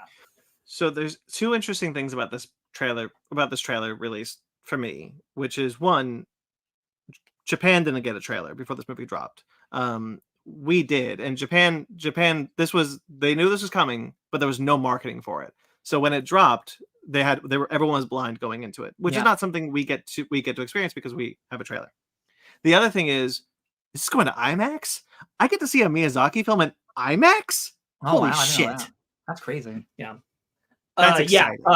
That was a personal thing, is that they were like, Miyazaki was like, I want people to go into this movie just with the poster. I don't want them to have preconceived ideas. And like, to the credit of this trailer, I don't think it gives too much away, but I do kind of wish that like it's just not the way it works, because like their market will be saturated with the poster and we will not be. Yeah. So like, if you want to raise awareness about it being released, you have to have the trailer here, unfortunately. But like, I'm glad they kept it very minimal. Yeah. It looks gorgeous. I can't really tell you anything about what the movie's going to be about, really. Boy goes through trauma, hangs out with nerd. Yeah. But it looks gorgeous. Absolutely. Yeah. I missed I missed the Miyazaki movement. I didn't realize that I did. All right, and then finally Godzilla -1. I'm glad we get to talk about a Godzilla trailer this week. Yeah, Even me if too. It's not one of the other ones I also desperately wish we could talk about. But tune in next year. Thrilled to talk about -1. So this was really cool because obviously we know that Godzilla -1 is being distributed by Toho in America. So there is a English subtitled version of the film, which is not necessarily something we've ever gotten for a Japanese film this close to the release. So that was really cool to be able to actually know what they were saying in the movie. This looks incredible, though. I'm so excited for this movie. I'm very pumped. We've talked about it before, like setting it in this post-World War II setting, like very quickly right after the bomb. I'm very intrigued about the setting and everything. Now with this trailer, some context clues that seems like the bomb actively hurts or creates Godzilla, one of the two. Because we see that charred, like, and putting that real direct, no longer subtext, it is text. The bombs directly affect Godzilla coming here. That's going to be really fascinating. Yeah. And I'm really intrigued by how this is all going to go. There's the CG looks really cool. Again, like it goes back to like, some of it could be a little wonky, but because they're doing really interesting things with it. That's the bit where he steps and part of the road comes up and you just watch bodies fly up like ragdolls, like but like again, like it's going back to like this idea that we talked about with the creation of the gods, which is like, okay, it's not going to look as good as like Thanos, but at least you're doing something really interesting with it. You're not glaringly I'm not just looking at a gray blob. I'm looking at something with style. I still really like this Godzilla design that Think Sparks and I talked about this last time, that it's a really cool new design for him. I love the look of it. I love it's so interesting that like there's a line in this movie where is that Godzilla? Like they know of this creature perhaps before the movie. I assume it's in the same context as the original film, at least at this moment, which is that it's a legend. You know, it's a legend about something that lives in the ocean off the island. Yeah. And so when they see it, they contextualize like the legend is real. But like that doesn't necessarily mean that anyone's seen the creature before. But I do believe that they're going back to like the island has or like an area has a folk tale about him. Yeah, that's a good point. Man, I'm so excited we get to see a Japanese Godzilla film this year in American theaters in IMAX. This is also going to IMAX, which is wild. I did see someone point out like, and they got dragged for it, and I'm like, I get it, but like kind of rightfully so. I thought it was funny, but also I thought they had a good point of like we've never really seen people get underfoot with Godzilla like this, where they're like running right around his feet like this, and then a lot of people point to Godzilla 98 very obviously doing this, but I'm like, it's a lot of fish. But in context of Japanese Godzilla, no, that's not something we see. They don't really do that because technology ultimately didn't allow for it, and then at a certain point that's just not the way they filmed Godzilla in Japan, is so that we don't normally see. Pretty confident going through my memory banks that there's no Japanese Godzilla film where you directly see people running from his foot stepping right by them. So this is new context, really putting the scale for them and the trauma right there. The tone of this film is just so on point. This post-war Japan dealing with this having dealt with an incomprehensible attack, man-made attack, now having to deal with an incomprehensible attack from this thing that's never been seen before. I can't overstate how excited I am. Yeah. And it's like, it's not going to make the movie better or anything, but like having seen Oppenheimer, it's almost like the prequel to Godzilla. Like I watched the prequel to Godzilla because like all that stuff did happen, and now we're just watching the part where it turns into fiction, and like we're seeing the other side of it and how America's hubris will hurt Japan because we summon the monster. That's a really good point. We had this discussion, the three of us. We hung out a couple weeks ago, and we had this discussion that like, one of the reasons why Godzilla films have been so poorly dubbed in recent years is because we just don't have the same trauma that Japan does, and so we just don't have the same context that Godzilla was born out of. Even the original movie was reformatted to an outside observer looking at it, not really experiencing it. Now what's been so wonderful about having Oppenheimer, and we like not to kind of trivialize it, but like Oppenheimer has put the bomb contextually, the trauma of the bomb contextually into an American perspective of this was a traumatic attack that now that you can understand in a way that you can now understand. And so what interestingly enough, this Godzilla film being released in America so soon after Oppenheimer would create and not being re-edited to change the trauma of what this is. Now American audiences can actively engage with Godzilla in a way that we now understand this trauma that Japan went through in a way that we just didn't in 1954. Right. There's just a lot more conversation and interest in the idea of like how terrible was what happened, and for an American audience specifically, and it's just such good serendipitous timing to have a Godzilla film of this type following so closely on the heels and tackling that so directly. And again, like even the original Godzilla is set almost a decade after the bombs drop and is not in 100% in the text direct line conversation of like bombs equals Godzilla. Yeah. The metaphor is very clearly there. There's a lot of connective tissue, but nobody is saying X equals Y. And this film is going X equals Y. Yeah. Yeah. Do Really you excited think to see where this comes. Oppenheimer had no Japanese perspective? Do you think we'll get any American perspective at all? I don't think we need it. I'm just asking, do you think this movie will try to, I don't think it will or needs to. I'm just curious. I wonder. It would be very bold if they put Oppenheimer. No. I wonder if they do. So in the original Gojira, what happens is there's a conversation. This is cut out of the American remake version of that film, where they have a meeting about Godzilla happening. And in that meeting, people in there are saying, we can't let the states find out. If they find out, they will bomb. Again. Yeah. It would be very bold if you don't see the Americans. Yeah, so they talk about that. And the shot we're seeing of Godzilla hurt is the Americans dropping another bomb to try and kill the monster for Japan. But maybe against their wishes. Yeah. So interestingly, Shin has a similar moment to that, doesn't it? Shin Godzilla. Yes. When they're like, if the Americans find out, they will just send the bombs, and they do. That's the scene in Shin Godzilla that the American bomber shows up. So like that'd be really interesting to see, because America does have, at this point in Japan's history, America was occupying Japan, so there were American soldiers there. Yeah. Interesting to see. I don't think you need that perspective, but I'm like, it would be interesting if we did see Americans in Japan during this while Godzilla's happening, like, yo, we did this. Yeah. I will say I don't think we'll ever shift to the States. No. And see that perspective. Yeah. I think we could potentially see Americans who are there. Yes. And I do think there's a possibility that we see them do something in reaction, even if it's still from Japanese perspective. Yeah. Really, really intrigued. That would be. That's the thing. Like, again, that would be unbelievably bold. I if would you have love them drop a bomb on Godzilla and actually do the thing they were afraid of in the original. Because I understand, again, just like doing the Oppenheimer thing, like just we are Japan, we're focusing on the Japan aspect of this thing, but like the Americans are at fault here. So like it would be bold to be like, yeah, you fuckers did this. Like, that would be Godzilla- crazy. Right, because you did this, and now this thing is attacking us because it thinks we did this. Yep. Oh, it's Um, juicy, dude. yeah.